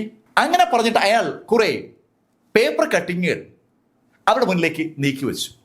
മാർക്ക് ഫെല്ലർ വിവിധ മാർഷൽ ആർട്സ് അസോസിയേഷനുകളോട് ഏറ്റുമുട്ടിയതും അവിടെയുള്ള ആളുകളെ കൊന്നതും അവിടെയുള്ള പ്രസിഡന്റിനെ വൈസ് പ്രസിഡന്റ് വധിച്ചതുമായ അനവധി വാർത്തകളുണ്ട്. മാർക്കിന്റെ ആ പ്രവർത്തികളുടെ രേഖാചിത്രമാണ് ആ ചിത്രങ്ങളിലും അതുപോലെ ആ വാർത്തകളിലും ഉള്ളത്. അതൊക്കെ കാണിച്ചിട്ട് ഷിയാറെ അവരോട് പറഞ്ഞു, നാളെ ഇതേ വാർത്ത നമ്മുടെ ഈ ജിങ്ദു മാർഷൽ ആർട്സ് അസോസിയേഷനെ കുറിച്ചാണെങ്കിലും മാർക്ക് നമ്മളെ തീർത്തതിന്റെ ഫോട്ടോയാണ് പത്രത്തിൽ വരുന്നെങ്കിലും. ഷിയാറയുടെ ആ ചോദ്യം ശരിക്കും കുറിക്കൊള്ളുന്ന ചോദ്യമാണ്. അതുവരെ മാർക്കിന് അനുകൂലമായി സംസാരിച്ചിരുന്ന ആളുകളൊക്കെ പെട്ടെന്ന് നിശബ്ദരായി. മാർക്ക് ഫെല്ലർ അവരെ കൊല്ലുമെന്ന് ഷിയാറെ പറഞ്ഞപ്പോൾ ഒരു ഭയം അവർക്കും അനുഭവപ്പെട്ടു. ഉടൻ അതിലൊരാൾ പറഞ്ഞു, അങ്ങനെയാണെങ്കിൽ മിസ്റ്റർ ഷിയ പറഞ്ഞതുപോലെ അവർ വരട്ടല്ലേ. ഒരാള് ആ അഭിപ്രായം പറഞ്ഞതും ബാക്കിയുള്ള ആളുകളൊക്കെ അതേ അഭിപ്രായം പറവറ പറയുകയാണ്. അതെ അതെ, അവർ വരട്ടെ, നമുക്കെന്താ, മാർക്ക് ഫെല്ലറും അവരും തമ്മിലുള്ള ഈ കളിയിൽ നമ്മളെന്തിനാ ഇടപെടുന്നത്. സകലരും അങ്ങനെ പറഞ്ഞതും മീറ്റിംഗ് അവസാനിച്ചു. ശരിക്കും ആ ടീം അംഗങ്ങൾ അവിടെ നിന്ന് പോയതും ഷിയാറെ ഒന്ന് പുഞ്ചിരിച്ചു. ഹാൻ വിൽമൗണ്ടിന്റെ ആശാനായ ഷിയാറെ തന്റെ ശിഷ്യനായ ഹാൻ വിൽമൗണ്ടിനെ രക്ഷിക്കാനായി ചെയ്ത കാര്യം ഉടൻ തന്നെ വിൽമൗണ്ടിനെ അച്ഛനെ വിളിച്ചു പറയാനായി ഫോൺ കയ്യിലെടുത്തു. ഫോൺ കണക്ട് ആയതും ഹാൻ ഷിമിങ്ങിനോട് അയാൾ കാര്യമൊക്കെ പറഞ്ഞു. കാര്യം കേട്ട് കഴിഞ്ഞതും ഷിമിങ് ഷിയാറയോട് പറഞ്ഞു, ഏയ് ഷിയ, നീ ചെയ്ത് ശരിയായില്ല. ആ ഹോങ്ങി സെക്ഷൻകാരൻ മാർക്കിനെ കൊന്നാൽ പിന്നെ എൻ്റെ മകൻ എന്താ വിലയുള്ളത്? എൻ്റെ മകൻ അതിശക്തനാണ്. അവന് ആ എമിലി ബ്ലാക്കിനെ മുന്നിലിട്ട് മാർക്കിനെ കൊല്ലാൻ പറ്റണം. എങ്കിലല്ലേ അതിനൊരു അർത്ഥമുള്ളൂ. നീ ഉടൻ തന്നെ മാർക്കിനെ രക്ഷിക്കാനുള്ള എന്തെങ്കിലും പരിപാടി നോക്ക്. ഹോങ്ങി സെക്ഷൻകാര് പൈറോയിൽ എത്തിക്കഴിഞ്ഞുവെന്ന് ഷിയാറയ്ക്ക് അറിയാം. ഷിയാറയുടെ നെറ്റ്വർക്ക് അത് കൃത്യമായി ഐഡന്റിഫൈ ചെയ്തിട്ടുണ്ട്. ഒരു 10 അംഗ ടീമാണ് ഹോങ്ങി സെക്ഷനസ് പ്രതിനിധീകരിച്ച് പൈറോയിൽ എത്തിയിരിക്കുന്നത്. അവർ മാർക്കിനെ തേടിയിറങ്ങും. മാർക്കിനെ അവർ കണ്ടുമുട്ടിയാൽ മാർക്ക് അവസാനിക്കും. അക്കാര്യം ഷിയാറയ്ക്ക് ഉറപ്പാണ്. മാർക്കിന്റെ ഡാന്റിയൻ പോയിന്റ് തകർന്നിരിക്കുന്നതുകൊണ്ട് മാർക്ക് ഒരു കാരണവശാലും ആ ഹാഫ് മാർക്കിസ്റ്റുകൾക്ക് ഒരു വിഷയമല്ല എന്ന് ഷിയാറയ്ക്ക് നന്നായിട്ട് അറിയാം. ഷിയാറെ ഉടൻ തന്നെ ഷിമിങ്ങിനോട് പറഞ്ഞു, ഞാൻ വേണ്ടത് ചെയ്യാം. അങ്ങനെ പറഞ്ഞതിന് ശേഷം ഷിയാറെ അടുത്ത നിമിഷത്തിൽ ഒരു നമ്പറിലേക്ക് ഡയൽ ചെയ്തു. ആ നമ്പറെ കണക്ട് ആയതും അയാൾ ഒരു ഉത്തരവ് കൊടുക്കുകയാണ്, ഈ നിമിഷം മുതൽ നീ മാർക്ക് ഫെല്ലറുടെ അടുത്തുണ്ടാകണം. അവൻ അറിയാതെ, അവന് ഒന്നും സംഭവിക്കാതെ നോക്കിക്കൊള്ളണം. ശരിക്കും ഷിയാറയുടെ ആ ഉത്തരവ് ഷിയാറെ നേരത്തെ പറഞ്ഞ അവന്റെ വാചകത്തിന് ഘടകവിരുദ്ധമാണ്. ഷിയാറെ ഈ ഉത്തരവ് കൊടുക്കുമ്പോൾ 10 പേരുള്ള ഒരു ടീം പൈറോയിൽ കാലുകുത്തി കഴിഞ്ഞു. അതിശക്തരായ 10 ഹാഫ് മാർക്കിസ്റ്റുകൾ. അവരുടെ ലക്ഷ്യം വ്യക്തമാണ്, മാർക്ക് ഫെല്ലറെ കൊല്ലുക. കഥയുടെ ഈ ഭാഗം ഞാൻ അവസാനിപ്പിക്കുന്നു. അടുത്ത ഭാഗവുമായി അടുത്ത ദിവസം നമുക്ക് വീണ്ടും കാണാം. ഇതുവരെ മാർക്ക് ഫെല്ലറുടെ കഥ നിങ്ങളോട് പറഞ്ഞത് എം ലൈഫിൽ നിന്ന് BS ചന്ദ്രമോഹൻ. കമന്റുകൾ ചെയ്യുക. Thank you.